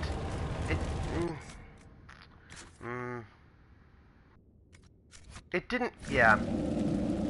So... I don't know about that. I have to... Yeah. So, Sophie Turner... Should I? Oh, yeah, I'm totally gonna tell you. So what happened was that she was up for a movie. Yeah. So she was up for a movie, and we don't know what movie it is that she was up for because she didn't specify. And she also has 4 movies coming out right now, so we don't know which one it is. But, let's save. I'm gonna do a thing that may get me killed, right? But we're gonna try it. We're gonna try to jump across this thing and hope we don't die. Oh good, we didn't die. That's excellent. So she was up for this movie, and she said that in the end it was between her and this one other actor. They were both up for the same part, and we were like at the very sort of end tail. With me, it's the further you get into creation, the more bombarded with options you get. And so she... So she was up for this role with this other actor who... And this is what she said in the article, and this is sort of... I was like, She said that the woman she was up against... But it is work and not a beginner says, oh, yeah. And I don't know, I think that I think that I would need... I think that with Shadow One character creation, you probably really need a GM to help you understand what target numbers you're looking for, so that you can do it in a way that will make sense. All right, okay, so let's go back. Anyway, so she's up for this role against this other actor, and the other actor, she said, this is what she said. She said that the other actor was a better actor than she was. That she thought the other actor was better for the role, and the other actor was a better actor than she was. But she got the part. And she said that the producers gave the part to her because of her social media presence. Because she has so many followers. Do you think this will take us somewhere interesting? Let's save. Because she has so many followers on Instagram, and she has so many followers on Twitter. Like she's got like a couple million, you know what I mean, or whatever it is, on Instagram. Yes, Mav, that is exactly correct, right? That they were like, oh, you've got this. Here, hold on a second. Here we can go. Yep, that's exactly right. That because she has all of these basically Instagram followers, they're seeing that as, I suppose, what, free advertising, really. And, you know, yeah, and this makes me concerned, right? It makes me concerned because what if you're a really great actor, but you don't have a huge Instagram following? But also, having a huge Instagram following is a lot of work. Like, I think it takes a lot of time and work and effort to sort of cultivate that audience, and that's work that you're not getting paid for. And so now are we going to expect that our actors do all this extra uncompensated labor just to get jobs? Oh, yeah, no, I mean, there are all sorts of reasons why whoever might be the quote-unquote best actor doesn't get the part. I mean, all sorts of reasons. And knowing that you like GURPS, I suspect you really... Oh, I probably would. I do like a good build point. I also, I mean, for me, I will say this about one of the things I like...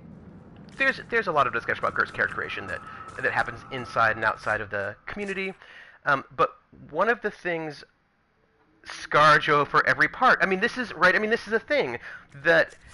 I mean, this is the thing. This is the thing. People are going to say, "Oh, this person is useful for us because they're going to give us this other thing, even if they're not." Yeah. I mean, that's what it is. That's what it is. These are spider webs. Did you notice that? Just thought I'd share. As far as target numbers, it comes down to individual groups and GMs. There's no reason you shouldn't be able to play a character with some. You get caught off, Skexy, after some. I want to know. You know, we actually do expect actors to do a lot of we do. I would rather the actor that they thought they could capitalize on the most, and hopefully they still a decent actor that can play the part. Yeah. Does it really boil down to social media, or is it just general fame? Though they sort of get paid for it on the back end, that's part of why their rates are so high, some of them. But if the game and GM build an adventure balance towards optimized characters, you're going to find yourself banging your head against... Yeah. So, this, I think... Oh my gosh, yeah.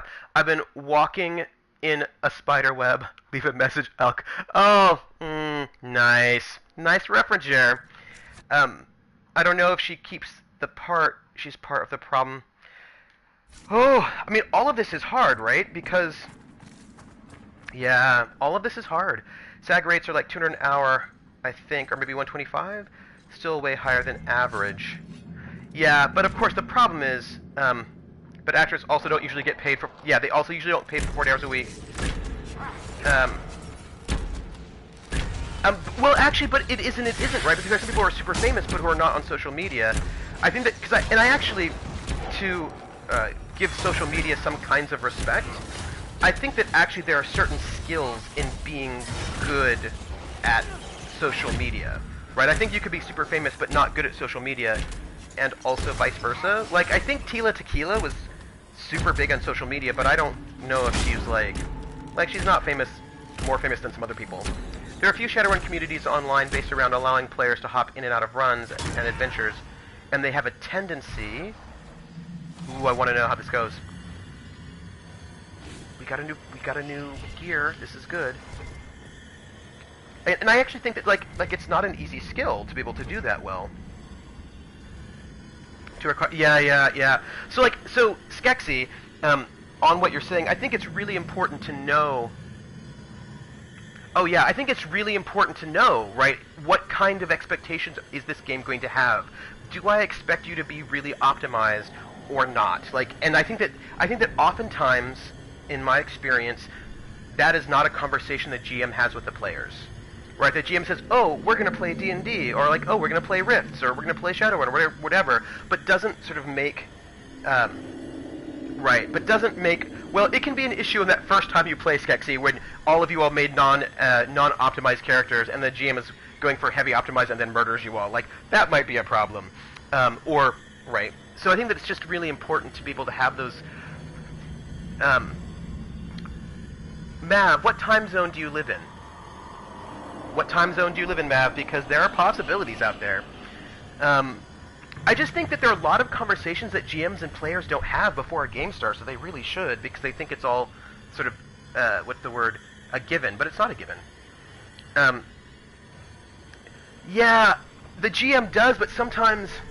Oh, you're in... See, it is not the worst time zone. It's not a good time zone for all the Twitch streamers, because a lot of them are all West Coast, but, one of these days, we're gonna work it out. We will work out something that does not end at, like, 2 in the morning for us, over here, on the East Coast. Yeah, but sometimes GMs... Well, actually, you know what's really interesting, Skexy? Sorry, I just wanted to say, I said yes to your comment, and then I realized that I had to say no to your comment. I said yes because I always look at character sheets. Always. When I'm a GM, I always look, and I always check to see if the character sheet will make sense and will work in the game that I'm running, and if it doesn't, yeah, I know, in Europe it's the same thing, right? And if the character sheet does not fit, I will ask the player to make changes, because I want to make sure that that the players will work in the game, right? And that it's all going to work out well. But I do know people, mostly in D&D, that don't look at character sheets before the game starts, and don't have any input into character sheets before the game starts. They just say, make a first level character, and then we're going to start, right? And so then they don't know what's happening on those character sheets. Realm of Fishes, who needs sleep when there's coffee and tea? Kolg's journal, the last entry in a dirt-stained journal with several pages missing. Mother's song leaks out of me. Liquid fire spills from my eyes, mouth, and ears. I give her everything and become a verse in her chorus. I'm finally complete. It was never about the words, only the song. Kolg is not healthy. So that's how the lyrium experiments ended. Let's examine that corpse, shall we? Gold, round shield, grenades belt, dwarven vase, base. Alright, well, we walked through this zone. Let's head back out again, shall we? But it's interesting, right? Because I think that people, like, there are these really different expectations, and I think that people often... I mean, I personally, I blame Dungeons & Dragons for setting up... I don't want to live underwater. For setting up sort of standard practices that just don't necessarily work with everything. I just know lots of D&D groups wherein the expectation is that the players do whatever they want with the characters, whatever they want, without any kind of GM input, and the GM is not really allowed to say no to anything, and beyond some very, very basic limitations, and it's just supposed to all work out. And let's see, I think we're going this way, right? Is that right? Yes. And that is not, I don't think that's a... if you're playing a certain kind of game of D&D, that's fine. But I don't think that's good for a lot of games. I think it's actually really bad for a lot of games. What do we have here? We have... I can feel it now. Ooh. The blight. We can equip potions. This is really good. So let's... replenish. We are going to replenish... Oh my gosh, you really need to replenish all of your stuff. That's why you got all that rash vine. Because all of our people were super low on potions. Yeah, people need to remember that GM needs to have fun too. Oh yeah, it's important so they have some control. I'm not going to live underwater. And it's not even about, like, for me, it's not even about control, like in some kind of, like, control freak sort of a way. It's about, okay, so this sounds problematic to me regardless of the system, as it makes it... Yes! Yes! Artie Snack, that is what I'm saying. It is really hard to make a good story for everyone if there's no coherency in the players. And I get where it comes from. Just remember, you're already dead. Drink some ale. And where it comes from is that D&D tendency to, like old school D&D, where we all know what we're doing. Bastard run me through. Yes, that's exactly right, Skeksis. Where what we do in our old school system is all we do is we just play. I'm so sorry about your computer, Ice Bunny. Where all you want to do is delve in dungeons. Do you know what I mean? Like if like in the old school model D&D, you don't like the only thing you really need to do is try to make sure you have one of each of the 4 major classes, and then you're just going to go into dungeons, and we all know what we're doing. But if you want to tell any other kind of story, then like you need to have a bit more. But even then, it caused problems. Let's speak to people. A trust for law, Inquisitor. How do you know Titans exist? You seem quite excited by the idea that these Titans may exist. My connection to the stone allows me to hear it, but I can only listen.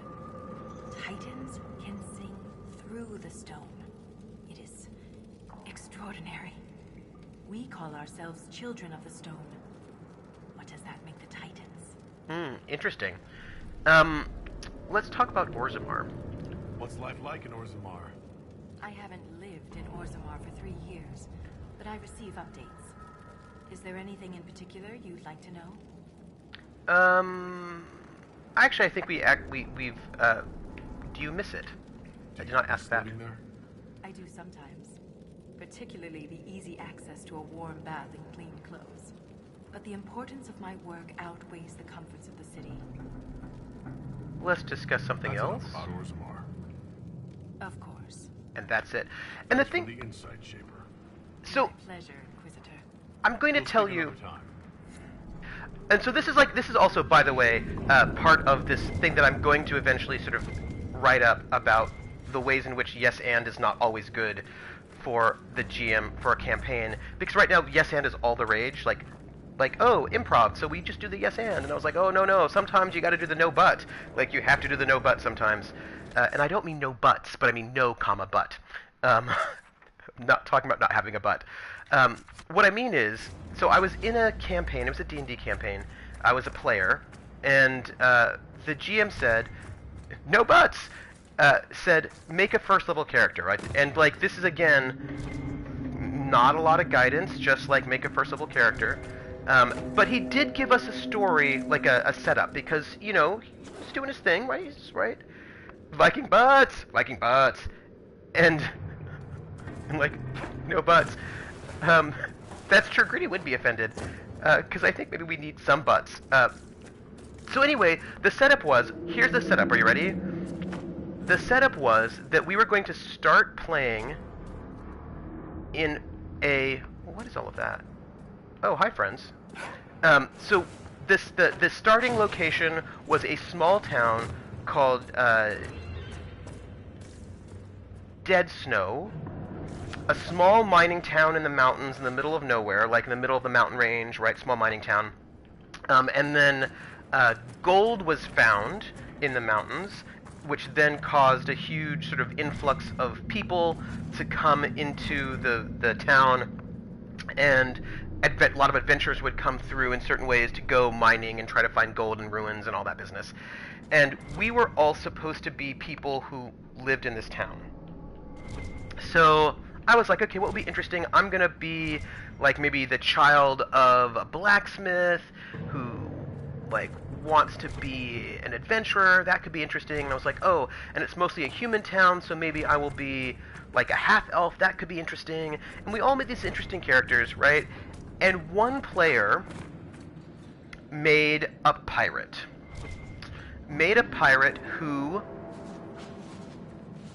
Whose only goal is to leave the area and get a ship and leave the area. Like, that was, like, his whole goal. And Oh, we're going somewhere cutscene-y. And I gathered that what the GM wanted... Oh, so here's the thing. I was not the GM. If I were the GM, I would have said, you need to make a new character. The GM clearly wanted to do kind of like a Deadwood sort of kind of D&D Western thing. And I would have told that player, you need to, like, I know you want to go and, like, because here's what happened. Ugh, such the worst about D&D sometimes. He bought this book, like a splat book for players. It was like all about water and the seas, and it was like this whole, like, splat book about pirates or whatever. So he wanted to make a pirate, and he took all of these, like, water-based and ocean-based, like, he built his character, he built the entire character to work around being on the ocean in a boat. And then the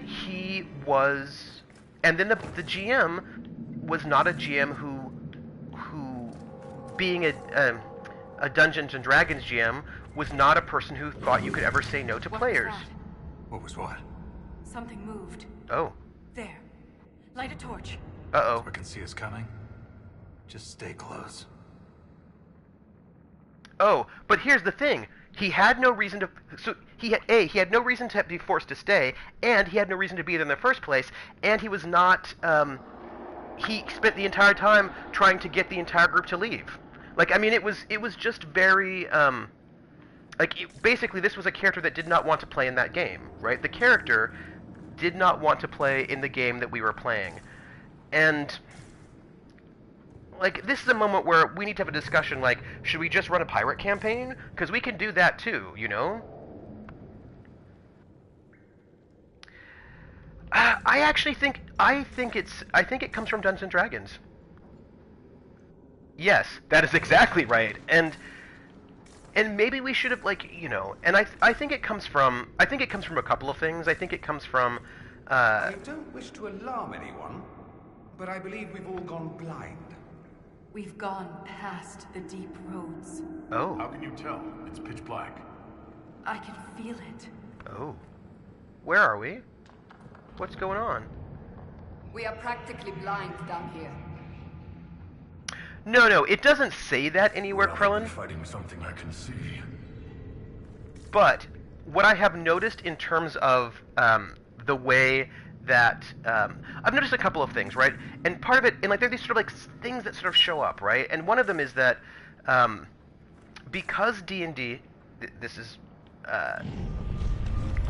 I think people misinterpret the rule of cool too much. Yeah. Oh, do you think we're gonna be okay? Like, I'm fine. So what I wanted to say was that I think that one of the things... Oh, that's 5e, right? It's less from the books than from something... Yes, from the culture produced by the anything... But also, yeah, I think it also has to do with the fact that... What do you think these things are? That D&D's sales model... Let's sort of... guide left. D&D's sales model involved selling splat books to players. Right? So when your model involves selling books to players versus the GM, then the players buy these books that they are told are official books and they want to use them. And splat books, right? So splat books are what's happening? What's going to happen? Do you think we're going to... So splat books are things like the Complete Fighter book, or the Complete Mage book, or the Handbook for Amazing Feats. So things that are... Know yourselves. What are we going to see? Do you think something bad's going to... Oh! Oh! Wait. What happened? Ren! Uh-oh. Healing? Oh.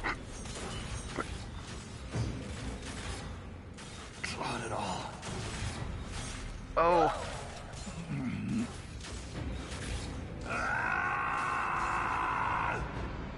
Uh-oh. Oh. People have guns. Okay. Hold on a second. We're gonna just pause for 1 minute because people have guns. Just gonna note that one. And also, I should probably be on my character. And the thing is with the way it happened in D&D is that, and actually, I think this also became a bit of a problem in White Wolf, because White Wolf also has meta plot where the publishers are going to tell you what's going to happen in the game, and so you get this sense that there's this relationship between the publishers and the players. Oh, yes! Hey, Baron Tor, we should totally talk about GURPS. Like, without even a doubt. Yes, I am happy to talk about GURPS all day long. Also, people are getting... How are you doing, Baron Tor? Like, how is your day going? I feel like we've got... What are these? Okay, we've got some super sketchy things hanging out with guns. Or maybe they're sort of like mechanized crossbows. I don't know, but it looks bad. Welcome in, Baron Tor. Oh my gosh. So I actually just cut my own hair the other day because it was getting too long and scruffy, and I was like, I cannot handle this anymore. I'm looking like a scruffy person. But I too, like you, I'm going to have to get an official haircut, I think. Let's... Okay, all of this is bad, everyone. All of this is bad. It's alright. We will do our best. Oh my gosh, what is happening? Was I a nerf herder? I was totally... I was. Actually, I... Pause. Hold on, everyone. My boyfriend, Dorian, is in a death spiral. They have got some bad things that I don't want to happen. You need to take a health potion. Okay. What the heck? Yeah, no, I usually cut my own hair. Yeah, I've been cutting my own hair too because mainly I have so little time to actually go outdoors. But before the school year starts, I'm going to actually go and get an actual haircut so it's all cleaned up and looks nice. Because, you know, you want to have an actual good haircut. This is bad. Who are these people? Oh, so anyway, right, you get this relationship built between the player and the publisher, with the publisher saying, these things are all valid things to have in your game, and I think what has ended up happening in, let's say, Dungeons & Dragons, maybe not exclusively Dungeons & Dragons, but also Dungeons & Dragons, is that players feel as if, oh, that looks really bad, as if it's a book that they bought, they're allowed to use it and have it. And, oh man, I'm sorry.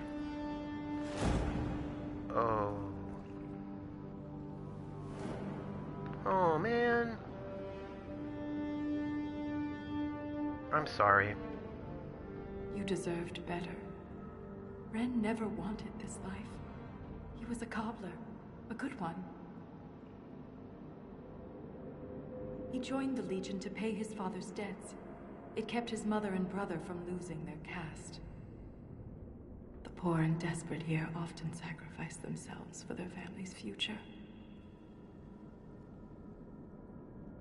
Actually, Baron Tor, we're talking about the notion, we're talking about the ways in which, especially in D&D, and I'm thinking also going back to 1E, but not exclusively, there is a sort of an idea that GM should not say no to any player character idea. And I know, we totally could have healed them, right? I know. Because we have healers here, we have magic. And the ways in which players are like, oh, I want to play this character that may not make any sense at all, but like it's my right to do it because, you know, I have the book for it. Yeah, no, I say no all the time too. And I just think that, and this is part of, see, Baron, part of this is about the fact that there was just an article on, I think, Geek and Sundry about how important saying yes is, and I've noticed a lot of articles recently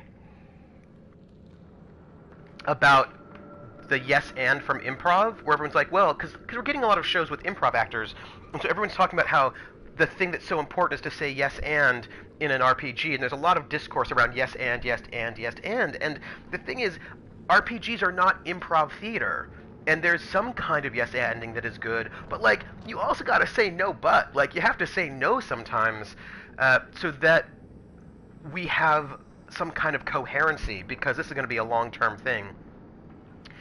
Yeah, right? Like, no! Like, I'm with you, Barantor. Like, you just gotta say no sometimes. I'm gonna say, I'm sorry for your loss. Ren was a good man. We'll honor his sacrifice. He always seemed indestructible. The armor on these warriors. There's lyrium woven directly into the metal, and it's bonded to their skin. Impossible to remove, but I know what we'd find underneath. These are dwarves. Oh. Ren was killed by our own kind. Oh, that's messed up. And it's really, and because here's the thing, Artie Snack, and I will say this too, right? So, as a GM, like, I'm not a fascist, right? I am super willing to, it depends on the sort of, can we eat him? Yummy. It depends on the situation, right? There are different situations. Like, sometimes I'm going to say, hey, I want to run this sort of a thing. Does anybody want to play in it? And if I get people who want to play in it, then I do it. But if I have like a regular group, and we're going to do a new adventure, what I will tend to say is I'll say, hey, I want to run something. Here are some things I'm thinking about. What things are you thinking about? Yeah. Tell them how something... you got cut off, Barantor. Set them down and really tell them how difficult something will... I got cut off. I try to work with the player to integrate the character, but if they won't budge, then it's a no-go. Right, like, exactly. You can work with them to integrate them. But there are times when you're like, no, that's not going to work. Obviously, we're sitting here on Twitch, and a lot of us watch RPGs on Twitch, so part of this improv movement goes back to the fact that... You got cut off, Skexy. Something will be like burned at the stake for a witch. Yeah, no, sometimes you just have to be upfront about how the world's going to go. And the thing is, I think there are a lot of great... improv suits itself well to audiences. Yeah, but I also think that sometimes it can be a problem, right? Like, I think that there's important improv skills. Improv skills, I think, are important. Oh, no, we have heard it from Zach and Anna an awful lot. We have. But I think there are multiple ways to do things, right? And I think...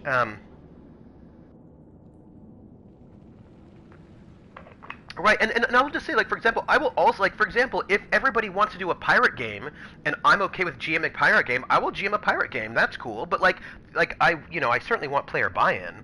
And I won't, like, I will not impose things on players, because that's no good. Yeah, and I just think that it's never good to port one medium onto another medium on, like, sort of without nuance, right? So, for example, video games are not movies, right? Like, don't try to make your video game a movie, because video games are not movies. Video games can do things that movies cannot do. And RPGs are not actually improv theater. If you want to do improv theater, just do some improv theater. There's something different. Is there overlap? Yes, but they're not exactly the same.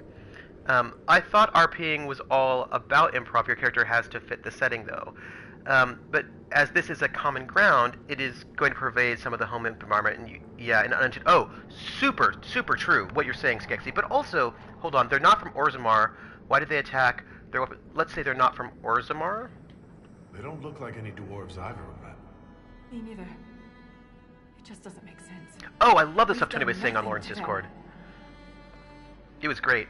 Because that's the thing, right? I think that, I won't leave Ren like this. We must return him to the stone. Thrust Tonsha Saroka.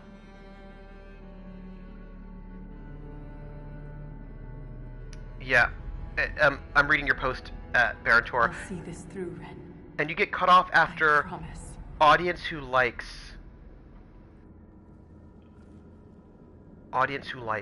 the game. Anything Yep. standing between us and Yep. Titan will regret it.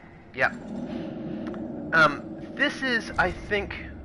Oh, let's loot all of these things.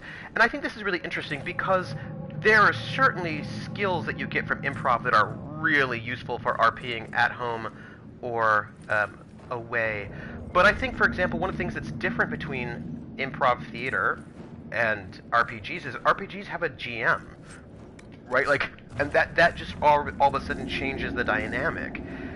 So, and I basically think that people are misusing yes and. Tony gave really great examples of the ways in which yes and can be used positively and productively, which I think is really great. Things like players saying yes and to the game, right? And players saying yes and to the what is going on, right?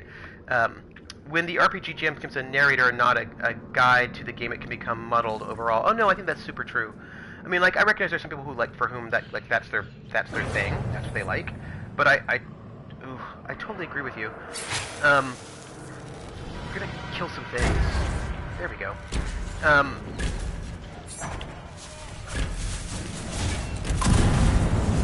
And let me back up a little bit, because that's what I do. Yeah, I just think it's important to note when medium are actually not the same, because then you miss some of the things that I think are important about that particular medium. And one of the things about the medium is that like in an improv, right, the players, well, the actors, because they're actors, control the narrative. Yes, that's exactly right, Skeksis. That's exactly right. Because the thing is that in an improv, everything is controlled by the actors there on the stage, and maybe you get right. They have complete agency, basically. But that's not the case in an RPG because there are dice. Yes, right. Yes. Yeah. I'm agreeing with all of you right here. And so there are things that are that you don't control, and that becomes important, right? So and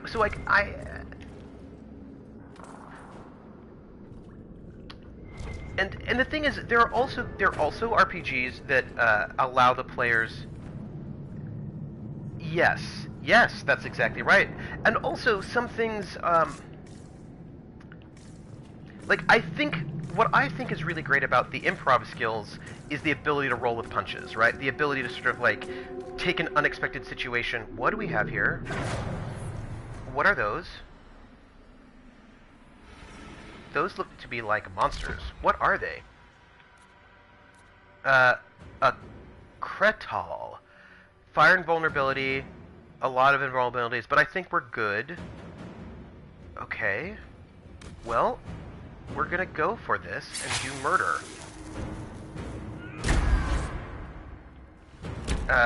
We will do some killing of those things. Yeah, so I think that there's a way in which it's important to, like, the skills of rolling with the punches, that's really important. And I think there's also the element of yes and, it's about not being a jerk.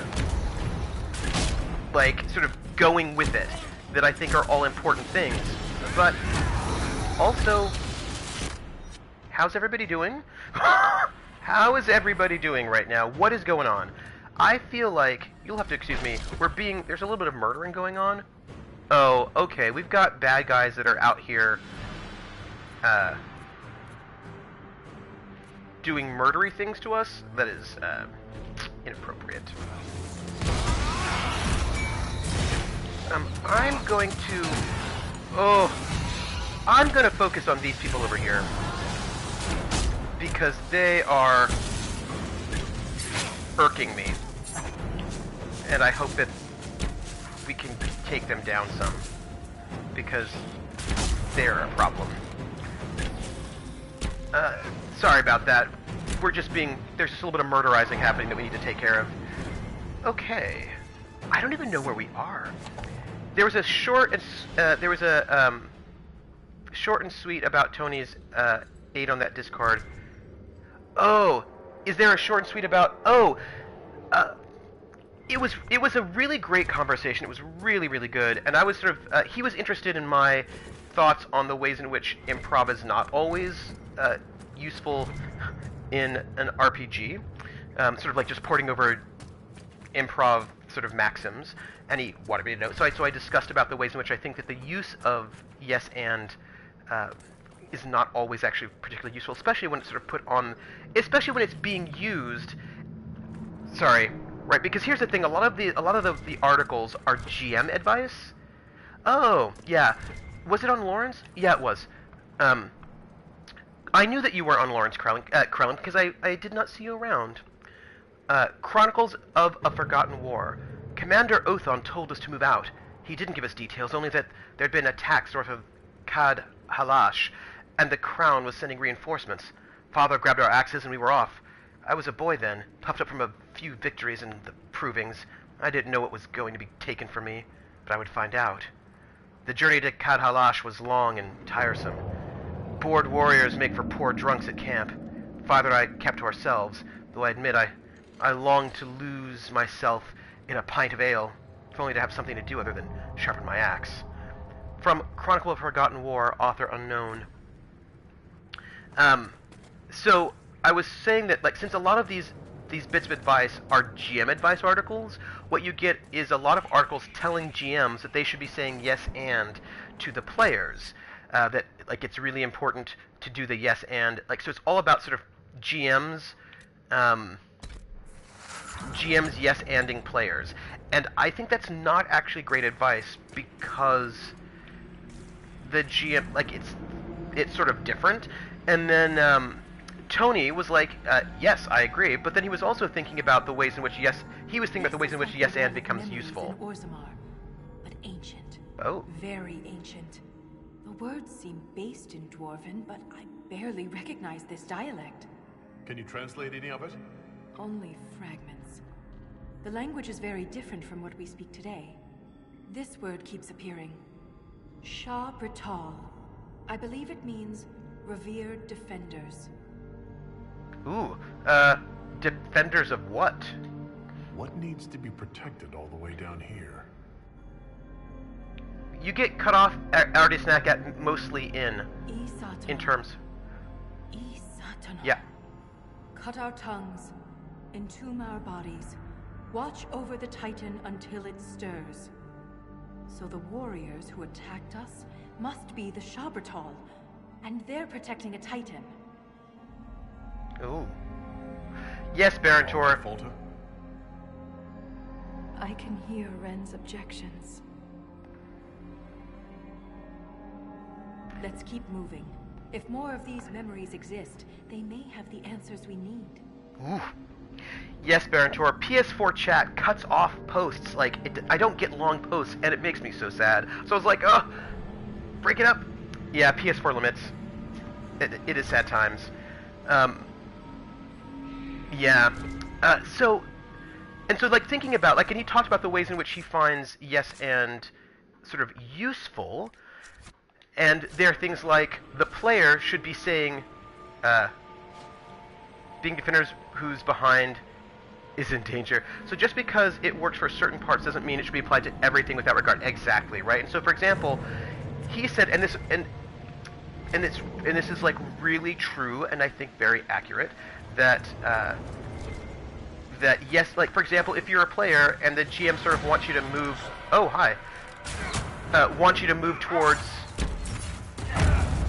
the castle, maybe you should yes and that. Like, you should basically yes anding to stop players from derailing everything all the time. Like, trying to be, you know, trying to work with the GM and the other players to not be a jerk, right? That sort of, that form of yes and, which is great, right?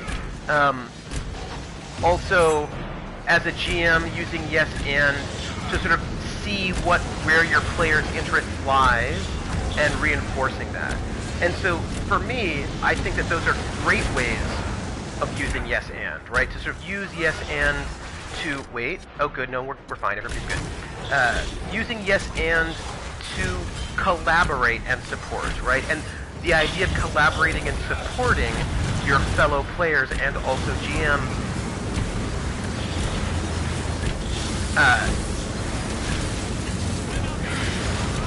like, I think that's actually good, right? I mean, if one of the things that's core about improv, which I think is part of the good skill, is that you listen to other people and you try to support them, then, like, those are the things that should be taken from improv, right? The idea of sharing spotlight and supporting each other, and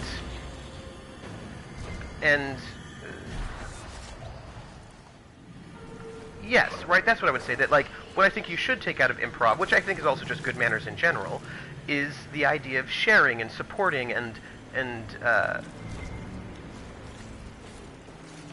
basically being a good citizen. Does that make any sense? That like, you should be a good citizen. You should not be a spotlight hog. You should work with the people you're around the table with. That, like, sort of just recognize that we're all here together. And those things, I think, are the best things about improv to port over. And sometimes they really need to be ported over, because sometimes people are not, really don't do those things, and they really, really should. I need more. I'm going to jump across here. Okay. Ooh. Worrisome. Alright, do we have... Oh, more... There are a lot of gears, and that's great. But the problem is... it's interesting. It's interesting. You know, can I say something, Baron Tor? I can say it. I will say it. I think that yes, I agree with what you're saying, Baron Tor, and now I'm going to say a thing that is not a disagreement with you, but like another thing. I also don't think that streaming shows have to be TV shows. I think that people sometimes have this idea that in order for your streaming show to be successful, you need to make it less like an RPG and more like a TV show. And so there are these expectations that are coming from other things that then... Strange on the other side. That I can feel it. Then make people stream their shows differently. And how do I put this? So, like, so I was having a discussion with someone on the GURPS forum, and I said that GURPS needs streaming shows. And they were like, no, because streaming shows don't work, because streaming shows are not what D&D games are, like, what games are about. They're a misrepresentation, because real games are not like what they are streamed. And I was like, well, I don't know what streams you're watching, but, like, many of the shows that I watch actually are quite similar to what my home games are like. Not all of them, but quite a few of them are. And then he said to me, oh, really? So on those streams, do they spend, like, 1 hour just talking about Monty Python? And is it just, like, all arguments about rules for, like, 4 hours? And do people show up, like, 1 hour late? And do they, you know, take all of the... I love vaudeville. Do they make all of the... You know, and I was like, oh, uh-oh. Okay. It wasn't a quake. Nope. Someone sabotaged the bridge. Yep. And we don't have time to fix it. Nope. There. That ledge. We can reach it if we're careful. If we wanted to be careful, we'd be up on the surface. Yes. Yes. So, okay, sorry for this one moment. I'm going to have to save this, because I really want to... This is a really important thing I want to say, Krellin, that I want to agree with you, and this is, like, really important. So when this person... Oh, right? Yeah. But it also, I think, yeah, yes, Skexy, yes, right? Because here's the thing, my games don't have people arguing about rules for 3 hours, and I don't have them doing, like, Monty Python bits for, like, another, like, no, like, because right, those are distractions, sure, and also, I've got to say, I tend to try and have players that don't do that so much, right? And also, please note that they actually do have distractions on Critical Role, right? They also make inside jokes and off jokes. They just don't spend, like, 15 minutes on it. And actually, sometimes, like, um, I mean, so like basically, how long have voice actors? Oh, sure. I mean, I think that's. I mean, yeah, right. I mean, I will. But of course, it's also tricky because I know a lot of people who also have a lot of actors in their RPG games or big hams, right? So like, I know people who are like I've had a lot of games that are like Critical Role. I mean, different, right? Different, but not so different that they are outside of. Certainly, but groups don't necessarily like if you're in a group that's not into acting, then don't do it. Do you know what I mean? And I think that uh, playing to an audience factor. But of course, for me and most of my games are pretty have pretty acting sorts of people because we're playing to each other, right? In my experience, a lot of our players are playing to each other, right? Like have some like pretty good deep acting-y sorts of things going on as well.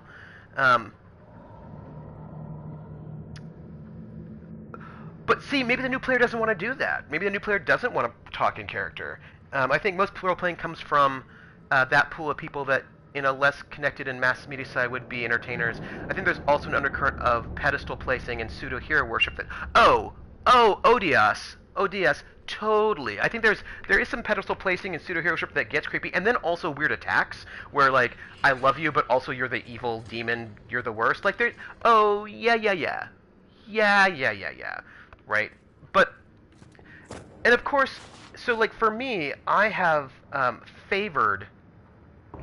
Yeah, totally. Like, and for me, it's this, you get this weird sort of thing where you get both hero worship on one hand, and then like tearing people down on the other. That like, I mean, in some ways, like for example, sometimes I feel like the audience has higher standards than sometimes well.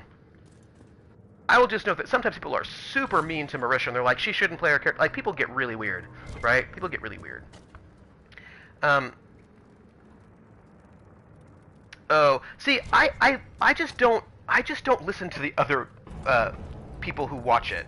Like, I really enjoy the show. It reminds me of games that I've had, and I like it. But I just don't engage a lot with some of. I just don't engage a lot with some of the fans because some of them are just like don't make me happy at all, and I don't have time for that. Like, my life is too short. Chronicles of a Forgotten War. A day after leaving Kadhalash, we noticed a change. The deep roads were practically abandoned. Yeah.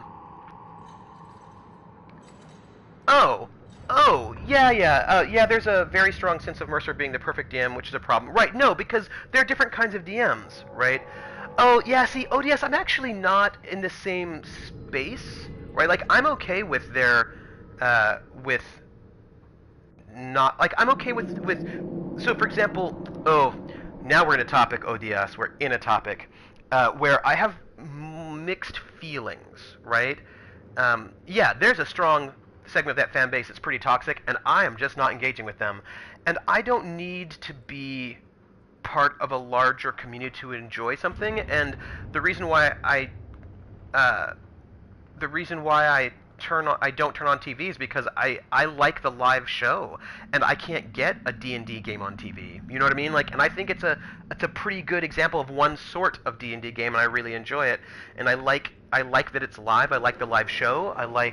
I just don't need to be hanging out with some of the people on that space. And I know that, like, Zach's whole idea is that the whole point of Twitch is that you have user interaction and that the users sort of interact with the show. And sometimes I don't like that. Like, they have had moments where the users interact with the show in Critical Role. There was like a charity stream, and I didn't like it at all. I was like, I don't need you all being ridiculous.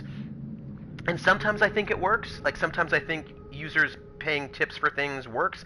Sometimes I just don't think it works. Like, I didn't like the way it worked in DFA. Like, I think one of the things that put me off DFA the most, Death from Above, a BattleTech show. Yes, that's exactly what I was going to say, Baron Tor. Yes, is that having the viewers' comments sort of read out loud and having the viewers sort of uh, having. Oh well, see, the thing is, ODS. I actually hang out on Reddit sometimes and have decent conversations on Reddit sometimes. Um, but I'm also thinking about. Oh yeah. That is fair, ODS. But you know what? It's fine for me. Like it's all right. I've got other places. Yeah, I couldn't watch. Like I watched the first season, but I just didn't like the ways in which the pacing was thrown off by the user interference. It felt like I didn't like it. Like I just don't like. I don't. Yeah, I didn't like it. Yeah. Oh my gosh.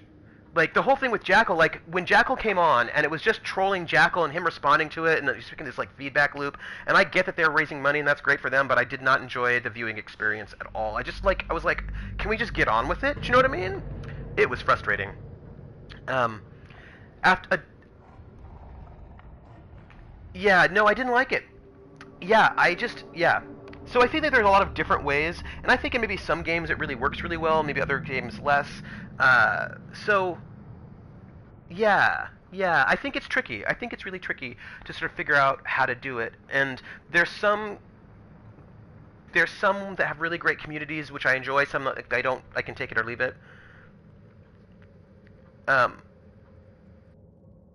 Yeah, see, I mean, the thing is, for me, I actually thought it worked for my preferences. I actually preferred the way in which in uh, Corp Sends, they would read the donations, but they would read them afterwards, right? And they would do that with some other things. And so, like, that was cool. I was trying to watch Ben Robbins' show of Microscope Hyper, and it was tiresome with the interruptions. Yeah. How it's structured, but also how it plugs in. Yeah. A day after leaving Cad Halash, we noticed a change. The deep roads were practically abandoned. Torches would suddenly go out, leaving us to stumble through the dark and trip over discarded caravans. Then came the attacks, hard and fast. Father was one of the first. We heard breathing, slow and heavy, from a creature much larger than us. Father held out his arm, and grabbed the front of my armor to make me stop. I saw its shadow move, darker than the darkness, and then my body jerked forward. It left Father's arm hanging, still grasping my chest plate. From the Chronicles of a Forgotten War, author unknown. I gave up on Hyper RPG altogether. Mostly, I'm now into just smaller peeps.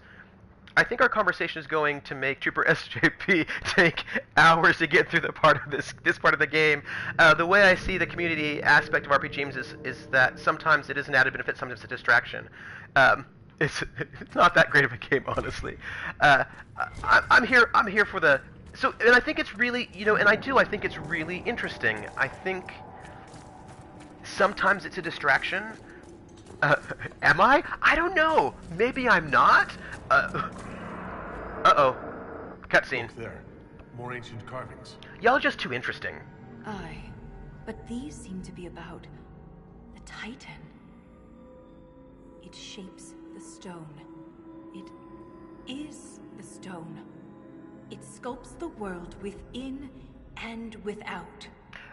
I'm like you, Artie Snack. I watch things because I like the content, and the community part about it is an addition. Oh, interesting, Krellin. I don't read Masters of... I don't watch Masters of the Multiverse. I do think that interruptions could work. I think that they have to... But I think they have to work. Like, I think it has to be really sort of... Like, I think they just don't necessarily always work. I think sometimes they can work. I also think that sometimes having donations work. Sometimes they don't work. And I think that how you structure those donations might be important. I think that sometimes making a show really actorly might work. Sometimes it might not work. So I think it really just sort of depends. Let's investigate. I think it is because they saw what happened on DFA and were like, we can work with this with our improv, and so they built a show specific. I'm going to say specifically. I assume that's where you're going to go, Crit Witch. Yeah. I think it has to depend on the kind of, I think it's a combination of that being something that Zoe specializes in, yeah, and how they made it more of a PvE as opposed to PvP. Yeah, specifically for it. And I think it also depends on the type of show. For example, when you get things like that, sometimes you get trolls, right? And yes, yeah. But I also think, and this is the thing that I think is important, you know that people are going to troll to make things ridiculous, and so sometimes, like, I would never want to do and I think that's why, I think that for me, I think one of the reasons why DFA didn't work so well is that DFA was going for a serious show, right? Do you know what I mean? It was kind of trying to go for like a serious thing, and people troll. So you get people who are doing sort of comedy trolls, and that clashes, and that clashes with the vibe. If you're going for a kind of a gonzo show anyway, then I feel like trolls coming in are fine because, you know what I mean? Like, the show's already gonzo. So I think it depends on tone and whether or not that those interactions are going to work with tone or not. Like, if we all know it's a one-off and we don't care, or we all know it's a kind of a gonzo thing, yeah, exactly. Like, if it's comedic, then people do whatever they want to do. But if you're trying to do for something serious, you're going to get trolls going to be like, poop, you know what I mean? And like, and that sort of like breaks the vibe. That sounds big. Is it like shaping the stone? Did Titans create the stone? Let's say, is it like shaping the stone? So it's a shaper of the stone, like you. This implies that the Titans are actually sculptors, and our world is their clay. Oh. Did Titans create the stone? If Titans shaped the stone, could they have actually created it? The stone must have existed first. Then the Titans would be the very first children of the stone. That would have huge implications for my people. Oh. Well, this sounds big. Wouldn't something that can sculpt the world have to be rather enormous? It is called a Titan. Barontor, I did back the Dungeon Fantasy KS, and this is a complicated thing, and I'm just going to tell you. I pick up everything for GURPS. Dungeon Fantasy is not my way of doing GURPS, like, because GURPS you can do many different things. Like, Dungeon Fantasy is a way to sort of try to get a D&D feel, and that's not necessarily my vibe. Like, it's like higher point totals than I normally do. It tries to sort of replicate classes in a way that I don't do. It doesn't have the kind of social interaction or the kind of social structure that I tend to like, because I like my games a bit different. But I supported it anyway because I want to support GURPS, because if Dungeon Fantasy does really well, then we might get more stuff. Oh yeah, no, it totally is, Barontor. Like, I think for people who are used to D&D, Dungeon Fantasy will be really, like, that's what I think it is for in many ways. It'll be really easy, like, it is much easier to introduce new folks to GURPS through Dungeon Fantasy, because I already have a lot of the Dungeon Fantasy books.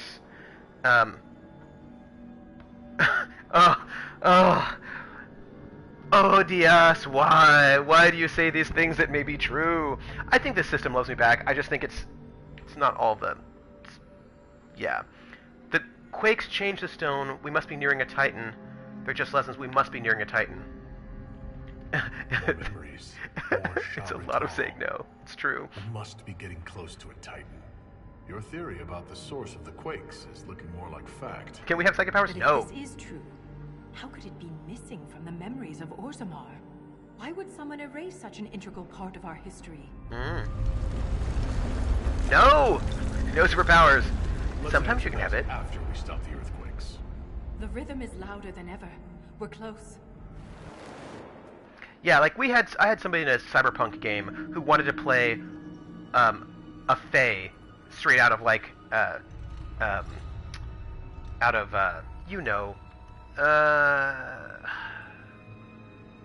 The Dreaming. Oh my goodness. Can I create a pirate in a landlocked town? No! I think Dungeon Fantasy is going to be great at allowing people to straddle a dungeon crawl mindset with the wider variety. Yeah, no, I think that's totally true, Skek. Yeah. Changeling. Thank you, Skexy. Thank you. She wanted to make a changeling, and she's like, yeah, and I'm gonna be actually a Fae, and I'm gonna have all these powers. I was like, no, we're playing Cyberpunk. No.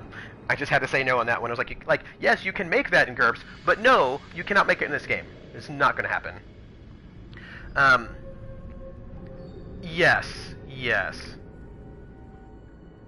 So basically, GURPS has a line called Dungeon Fantasy where they, for me, I put you guys in Champur. You guys, you just have to figure out how you drag your ass across the continent. Yes. Half the work for a GM in GURPS is figuring out what rules to use, or which ones not. And what Dungeon Fantasy does, so Dungeon Fantasy already has, it's this Dungeon Fantasy line that already exists, but they're making it into a box set now. Yeah, no, you just can't have, right. Right, so basically, the Dungeon Fantasy RPG is a packaging of the GURPS Dungeon Fantasy line for new people. And it will have all the rules you need to play in the box set. So like the GURPS Dungeon Fantasy line, you still need the basic set to be able to use it. Certainly, Armor is a mech in a high fantasy game. Also, I want to be an alien. Yeah. Can I be the cute bunny that kills everybody with kindness and a mega gigantic ice gun? Maybe. We'd have to figure out which game we were running. And so the GURPS Dungeon Fantasy has all the rules you need in it, so it's like a really great, you just get that box set, and it's a great way to introduce new people without having a huge sort of money payout. So I would say, by the way, we're going to have a moment. We're having a moment right now. It's going to happen. Let's save. Let's save, shall we? So I think it's going to be really good. I think Dungeon Fantasy is going to be really good. And please note, I also have all the Dungeon Fantasy stuff, and I'm going to get the Dungeon Fantasy box. Look at that. Like stars at night. All these lyrium veins, and they're completely untapped. Wow. Shabratal must have mined lyrium somewhere. Their weapons and armor are laced with it. Unless they found another way to harness it.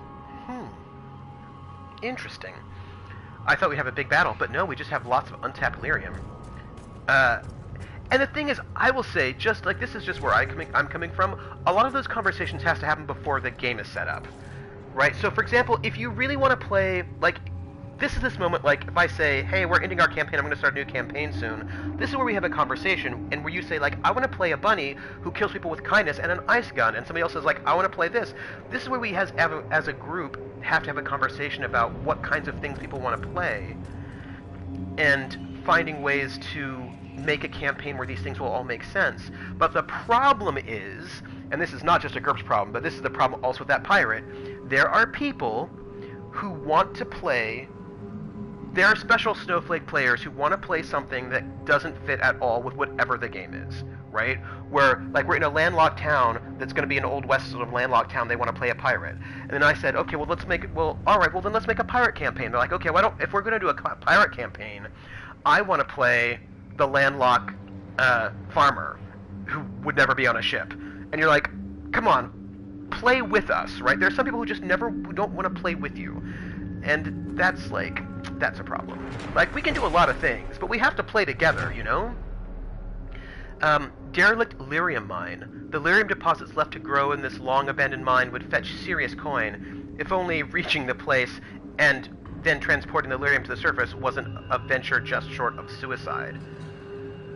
Especially have been run out of their libraries. Yeah.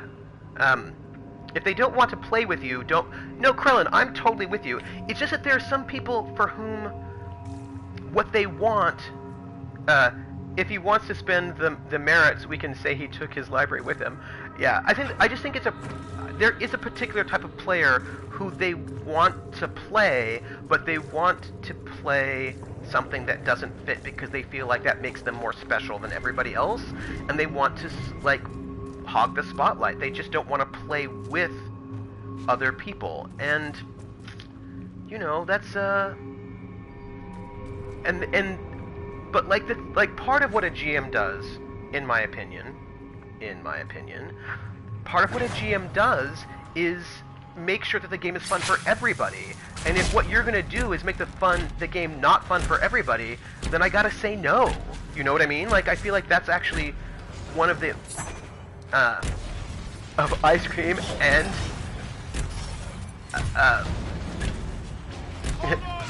That works. They want their character to be driven by their differences with the world rather than make a character deep within the setting. But the thing is, you can also make a character who has differences with the world that also make sense in the world, right? So, for example, I often have, not always, but I have certainly made characters that are. Oh, hold on a second. Forgive me for a moment. We have run out of potions. We have got some problem. Hey, how are you doing? It's an erg. It's an erg. How are you? Right now we're playing, Welcome In to the Foxhole. I hope you're having a really great Sunday. Yeah, so right now we're talking about tabletop RPGs like Dungeons and Dragons and how people sort of create characters that don't... Okay, here we go. How people create characters that don't fit in the setting, no matter what. Sort of creating special snowflake characters that we should, like, basically say, it's okay, it's energy, because I can't see the capitalization on the PS4 chat, so thank you. It's energy. Thank you. It's energy. So how people... And the thing is, I will say, like, I have often made characters that are at odds with the world, but not at odds with the campaign. Like, you can make a character that... Where are we at? Are we okay? What's going on? Oh, somebody's dead. Everybody's up. Ooh, my friends, we don't have the stuff we need. People are super injured. Let's have you take a potion. And have you take a potion. So I will give you a for instance, right? Like, because I often like to sort of explore, not always, but I often like to explore people who who don't sit well in the world itself, but I'm gonna sit well in the campaign. So I think an example would be, I was running, this was for a player, a PC that I made. It was a game of transhuman space, which is a near future hard science setting, run out of GURPS, that is sort of like Cyberpunk, but Cyberpunk is dystopian, and transhuman space is not necessarily dystopian, and rather than cybernetics, it's about sort of genetic engineering. So it's this sort of like, so this is the world that we're in, and let's save. And the character I made, so I should probably tell you this. The setup for the campaign was that we were all private detectives, right? So this is the setup for the game. We are all private detectives. And I decided to make a character. What I thought would be interesting was, there are people who are, like, and we're all sort of investigating information crimes. And there are people who are really physical people, right? Who are, like, they're physical people. That's what they do. And I thought it would be really interesting to explore what is it like to be a physical person. One moment. 1, 1000, 2, 1000, 3, 1000, 4, 1000, 5, 1000, 6, 1000. Alright, what are we fighting? Oh, whatever it is, we killed it. So I thought it would be really interesting to explore the idea of what does it mean to be a physical person in this sort of information age world. And I also thought it would be interesting to explore somebody who's sort of a Luddite, who's like not pro-technology in this really sort of technologically advanced world, a person who feels uncomfortable with computers and feels uncomfortable with technology and feels uncomfortable with the ways in which the world has changed. They built this to stop us. There must be some way to get through. So here we are in this sort of like high-tech fantasy, super like interesting. So here we are in this sort of like, future world, right? This is where we're at. And I decided to play a person who felt uncomfortable with technology and who felt uncomfortable with the future, basically, and who, rather than being super intellectual and computery, was really a physical person. So here's a person who's at odds with the world and doesn't know how to sort of deal with being in that world. However, the character... Oh! I just exploded a thing. That's cool. This weapon of theirs cut through the barrier, but was destroyed in the effort. Let's keep gathering their weapons. There may be more barriers ahead. Interesting. Let me look at the map, because I should try to figure out which way we should walk. I think we should not walk this way. I think this is like the main way to go. I think we should head the other direction first, because I think it'll just loop us around so we can like clear that out. Alright, so let's do this walk around. So anyway, but the point is, my character was also an ex-cop, and so my character I had... see no evidence of Darkspawn here. Let's just be grateful. But there must be a reason they avoid this place. So my character had investigation skills. They were sort of physical investigation skills, like my character as an ex-cop was really good at casing joints and questioning people, and like basically my character was a functioning member of the team, right? Like I was able to, oh my gosh, I was able to participate in what the game was about, which was being a private investigator. We need to have you take a regeneration potion. Yes. Right, so like the point was that even though I made a character who thematically was at odds with the world, it was important that my character also still be able to participate in the game. And not be at odds with... Oh, my battery's low. Interesting. Oh, gosh. And not be at odds with the campaign. Do you know what I mean? Like I feel like you can... Oh, excuse me for a moment. I need to find this person and kill them.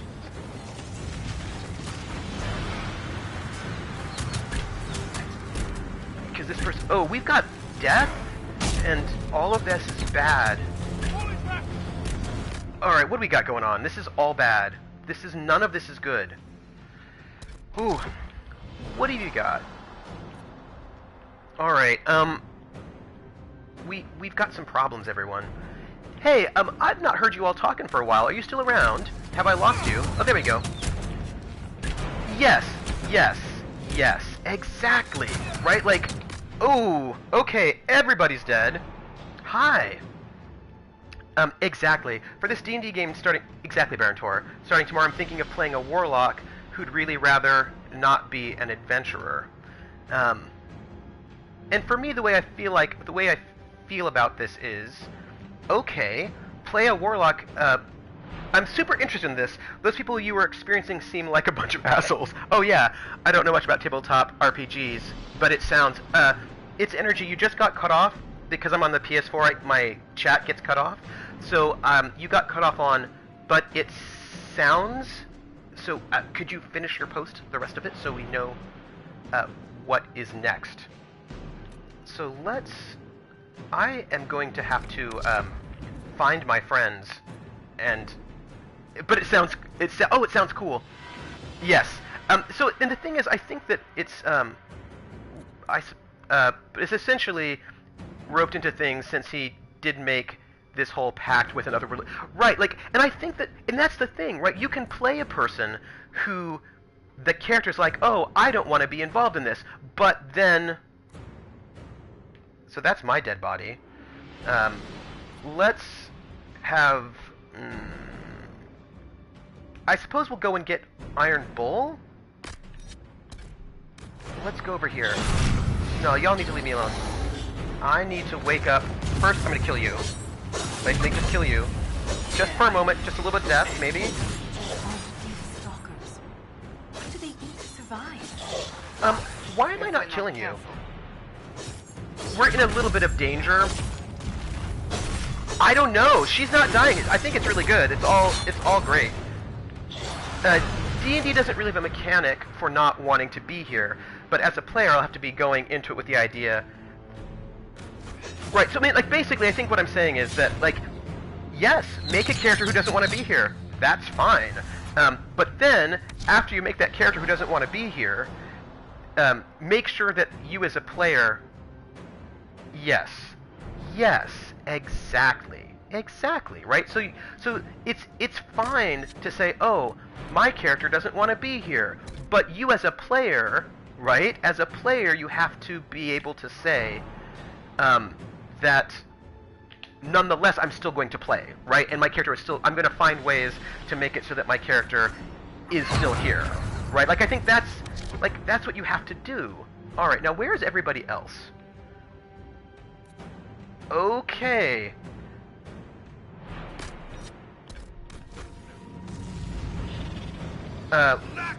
Yeah, those guys with the guns are super tearing me apart. We need to get them down. All right, what do I have for potions? You will take a regeneration potion, and you're gonna go and try to wake up. Can I do this? I think I can. I will try to. Oh, maybe I can't actually. Cancel. I think I might have to jump up there.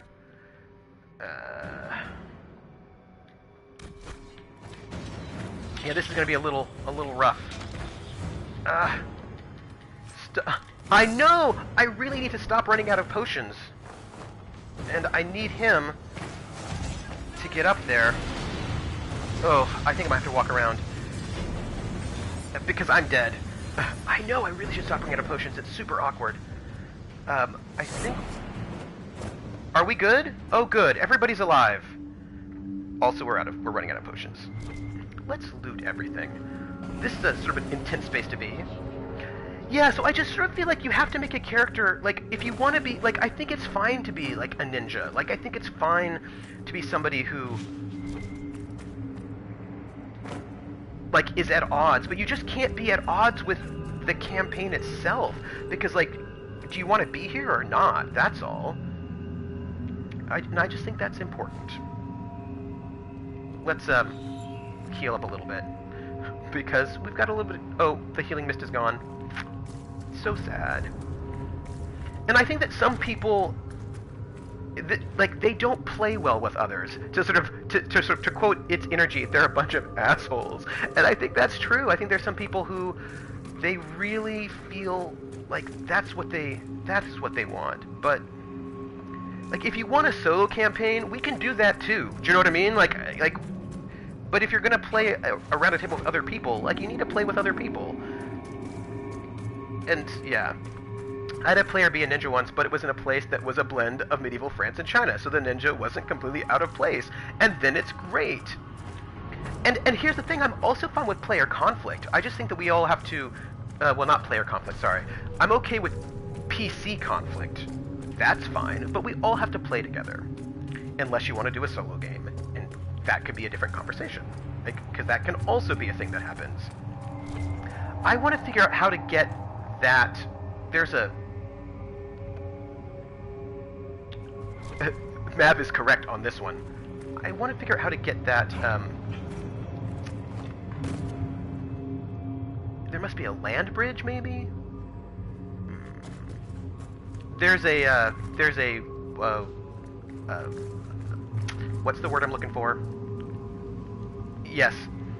And it can be managed by session 0, so you let players all know that... Yeah, totally, exactly. And the thing is, like, I was playing in a... Beneath the deep roads, do you think anyone besides the Shabratal has traveled down here? We are very likely the first to travel this far. Oh. I want to figure out how we get over there, because there's clearly an over there to get, and I don't know how to get there. Let's save. I feel like we need to save. Like, I played in a vampire game, right, where all the players were working against each other the entire time, but that was fine, because we knew that that's what the game was going to do, right? And, like, we all built characters. At a serious campaign, and a player started making too much comedy, pissed off the other players. Right, exactly. Like, you're supposed to be playing... We're supposed to be playing together, right? Like, we're supposed to be playing together. Let's see if from up here I can do lots of exciting stuff. 1, 1000, 2, 1000, 3, 1000, 4, 1000, 5, 1000, 6, 1000. Okay, alright. See, I'm really good when have vantage. it depends on how you define the ninja. The ninja class in D&D features easily. Oh yeah, yeah. Yes, yes. Also, I think that yeah, the ninja class in D&D is not exactly like a Japanese ninja. Are we good?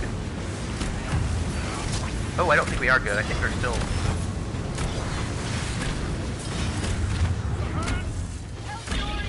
Are people still being... Are we good? Yes, but I don't think the ninja class in D&D are assassins necessarily. I think they're just... Yeah. I think they are something slightly different. Which we can say is, like, sketchy as well. Okay. So here's the question. Yeah. Oh, interesting. No, they totally are, right? They totally are. Of course, I suppose I'm not going to necessarily... Yeah, it was a rogue. I suppose I will... Like, I'm not going to necessarily make this case, but I will say that... let's save... That they also sort of make the European cultures all the same. They sort of make all European cultures like vaguely British. It's yeah, because European medieval cultures were also not all the same.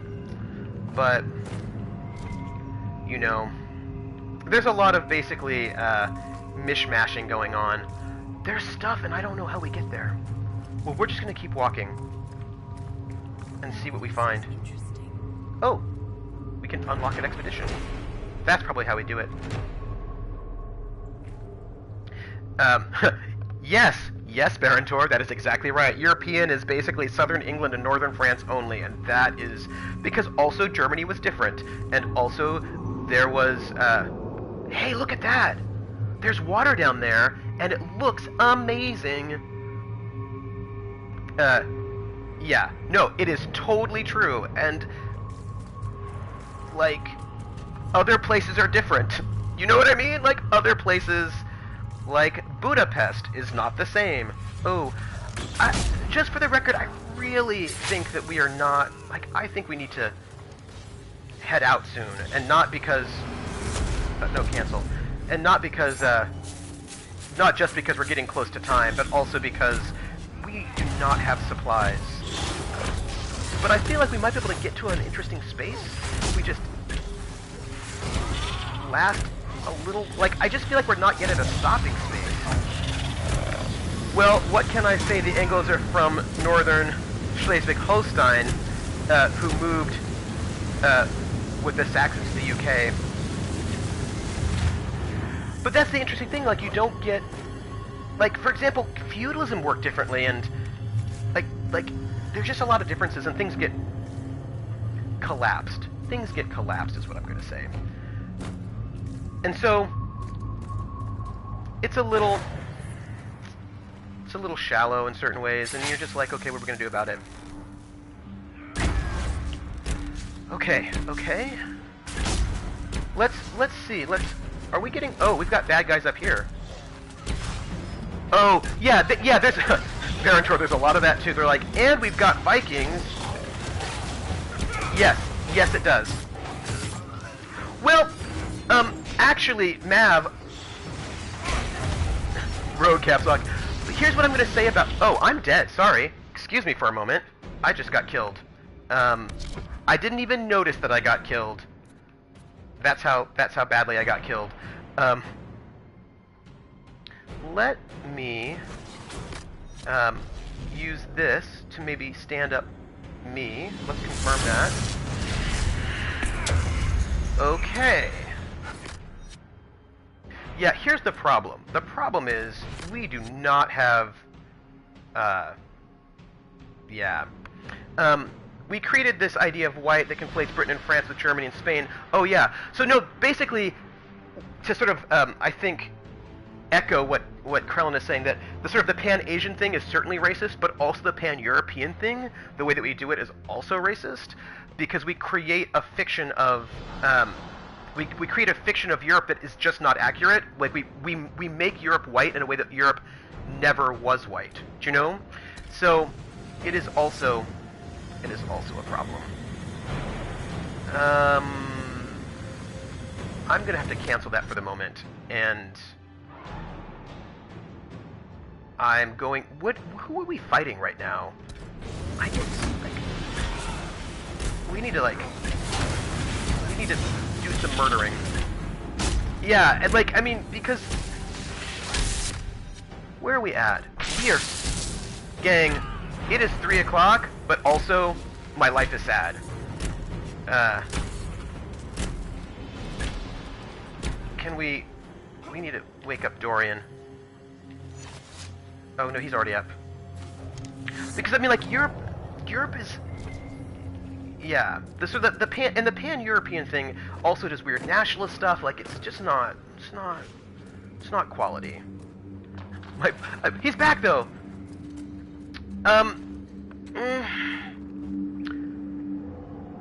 Yes and no, right? And because of the ways in which we have crafted an all-white Europe that is not true, that marginalizes other sorts of people, and reinforces certain power structures that are not...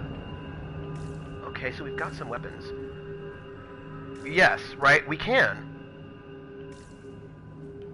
We certainly can. Okay, so where are we at? Alright, I think there's a lot of things we just are not getting access to at the moment. Alright, let's...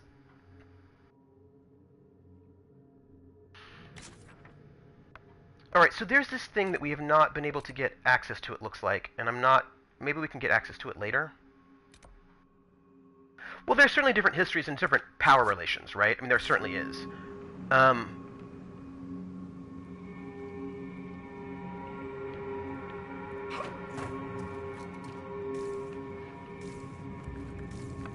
Basically, the creation of a...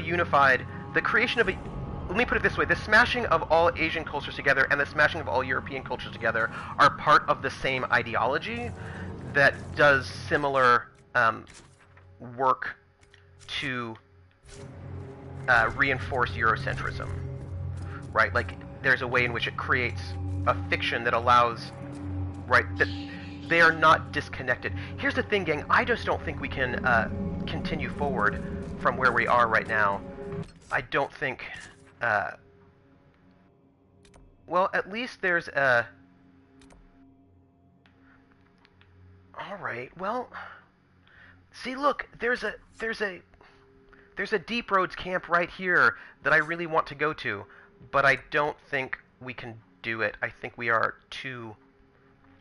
I just don't think we're far enough. But it looks like we are getting really close to... We're gonna go here. It looks like we're getting close to finishing this Deep Roads mission. So maybe next Saturday we can finish it. So that's really good. Let us check out our expedition table. Nothing new here, it looks like. Uncharted Abyss, we have 2 new things. We can... Deep Roads Expedition, Forgotten Caverns Bridge. Let's have a bridge. Inquisition scouts have identified a location in the Forgotten Caverns where a construction team could build a bridge to replace the one previously destroyed, granting access to the other side of the chasm. Let's do it. Let's keep the scouts there to watch for whatever or whoever destroyed the original bridge. Oh, it took you a while? You're out, Mav. Are you out? You're out? That's fine. We can, Mav, we can talk about this more in the Discord where we can get, so we can sort of talk about the ways in which, we can talk about this in a more nuanced way. So, talk about it in the Discord, so we can sort of discuss the ways in which, basically, what we need to do, we need to talk about Edward Said and his concept of Orientalism, That's what we need to do. And the ways in which... because it's important to note, when I say that the mashing together of European cultures is also a form of racism, I'm not saying it's racist against Europeans, right? That is not what I'm saying. I'm saying it is part of this sort of larger... So we'll talk about it on the Discord, so we can get the nuance there. So that will be fine. Because I'm not saying that Europeans are the victim of racism because Europe is created into sort of one massive sort of indistinguished culture. That is not what I'm saying. So we'll talk about it on the Discord. We can keep the scouts. A drinking contest.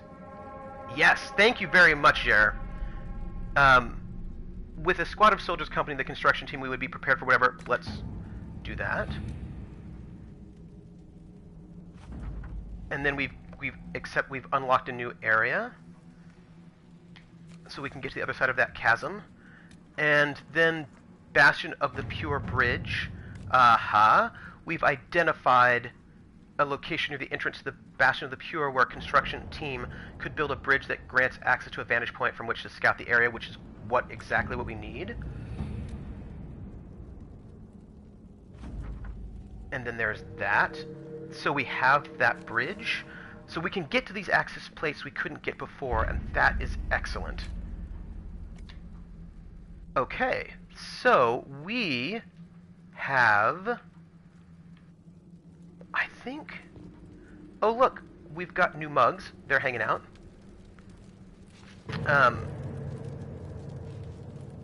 We can equip potions, because I think we're in sad times. 3,000. Dorian needs to replenish all, and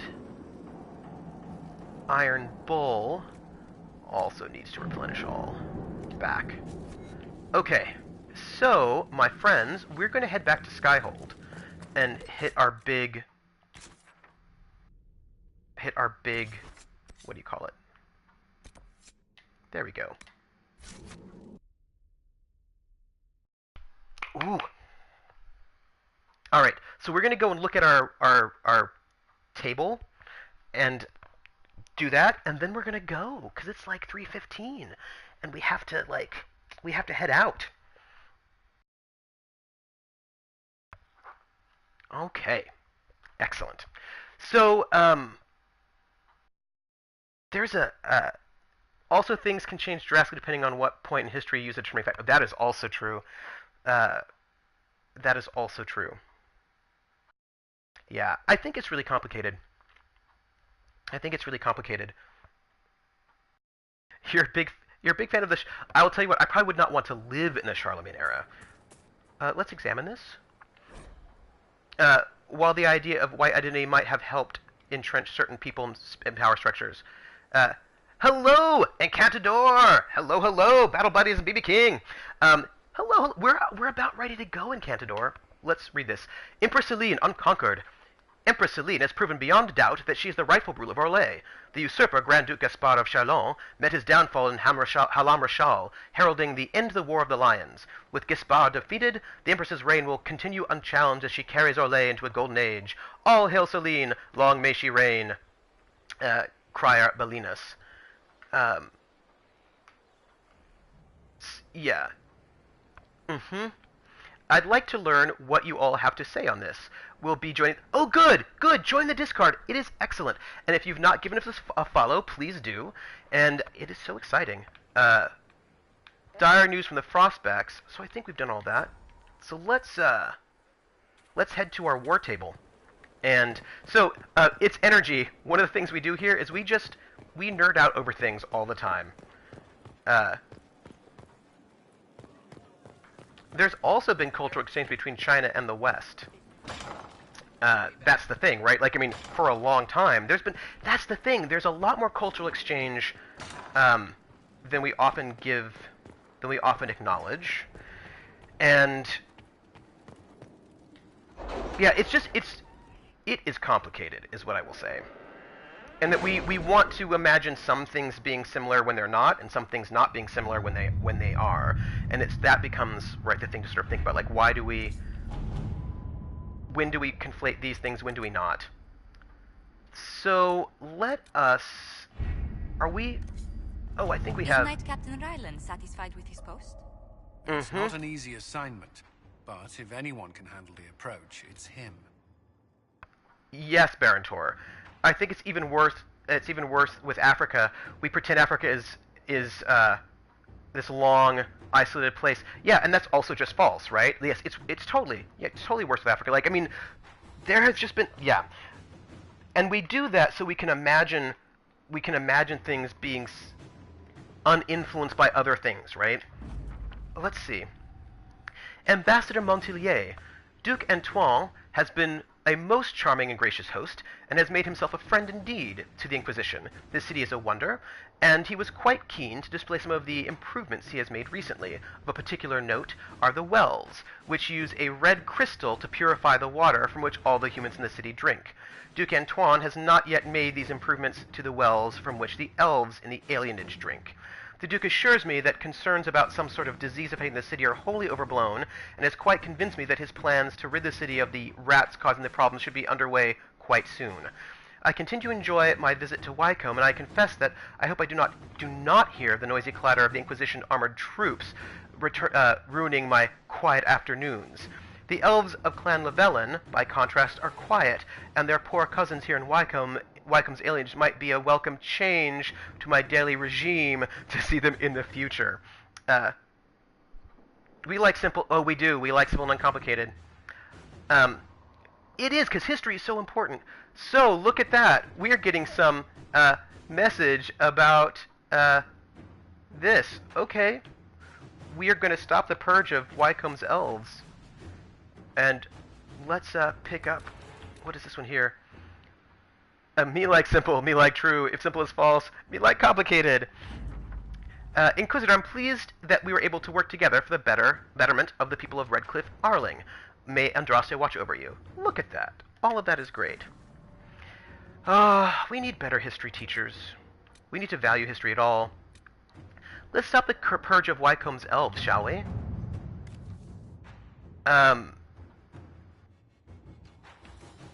Dalen, the nobles of Wycombe grow more agitated by the day. They clearly blame us and the elves in the alienage for some disease that has stricken the humans of the city, and I've seen their scouts watching our new camp with predators' eyes.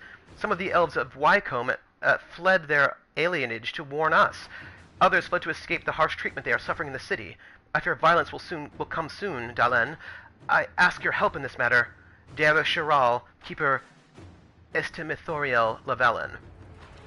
I don't find history boring. I just found the way school taught it that made it difficult for anyone to care. I had a few great teachers that... You got cut off its energy? There was an episode of MASH that dealt with cultural change that I don't think knew it was actually doing that. Josephine's diplomat found that the nobles of Wycombe are using red lyrium. We should send forces to the cities. Yeah, we're going to just send forces over there. Telling is long. Yeah, take it to Discord so we can get more nuance. We're sending troops over there, my friends. And we have one person left. An offer from the Crows.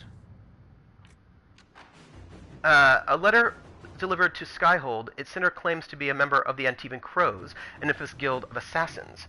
We encountered your agents in Hercynia. It seems the Inquisition and the Crows share a target. Our employer bears no love for the Lord Enzo due to, well, let's just say it's a personal matter, of course.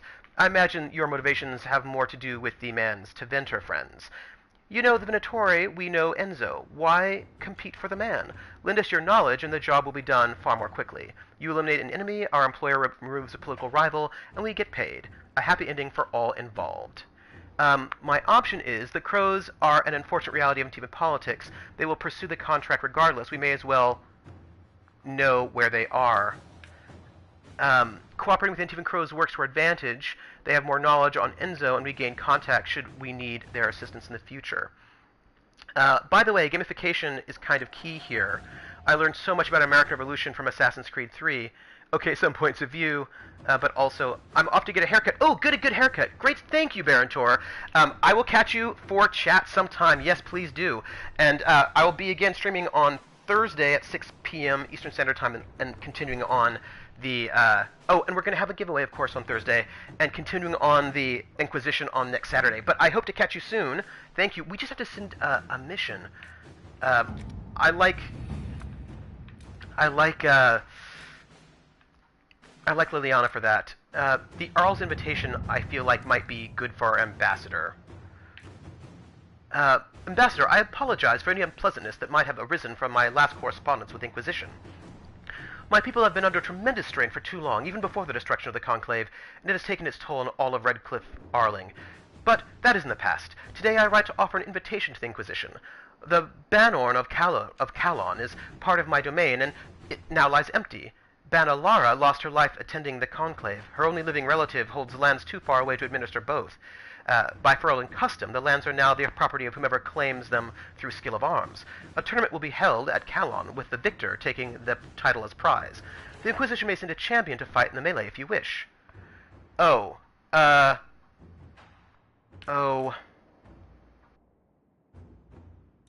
okay. So let's,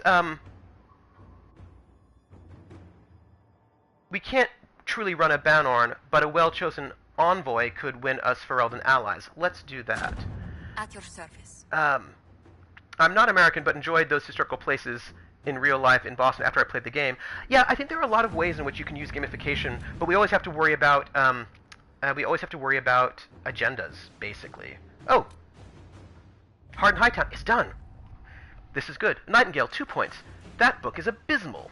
The entire code-breaking department wants to actually set it on fire, ritually set it on fire. 2. The message is double encrypted. The message in the mistakes is in a Merchant's Guild cipher. We have not yet broken the guild's code. Scrivener. Oh, alright. Well, we will get, I think, some information there, but now let us get our offer from the Crows sent off. Inquisitor. And that, my friends, is all of our, what's the word? Background stuff. So we are good. This is it. I am happy about it. So let us save. We are going to save. Oh, cancel. Skyhold. As someone born on the Danish-German border, you can't be history-less because we have so much of it in the landscape. Sure, but yes. All right, my friends, you are all wonderful. It is 3:25, and it is time for me to go. I want to thank, I'm Trooper SJP, and I want to thank everyone for being here and being part of Battle Buddy and being part of such great conversations, which went to such interesting spaces, and I appreciate it. If you are not a member of our Discord, we have a Discord, and you should certainly join so we can continue these conversations there. Jer, would you give the link to the Discord, or one of y'all give the link to the Discord, and give a follow if you haven't done, if you would like. If you wouldn't like, that's also fine. And just thank you for being here, and I will see you all next Thursday at 6 p.m. Eastern Standard, if you can make it. We'll be continuing Dream Daddy, and we'll have a giveaway for something. I don't know what yet. I've a bunch of things that I can give away, since a bunch of the Humble Bundle monthly bundle I cannot use because I'm on a Mac and they are PC only. So we'll give a giveaway. It'll be good. And then next Saturday, this same time, noon to 3 Eastern Standard Time, for more of the Deep Roads. So thank you all for being here. You are all so excellent, and I thank everyone for being such a great member of the community.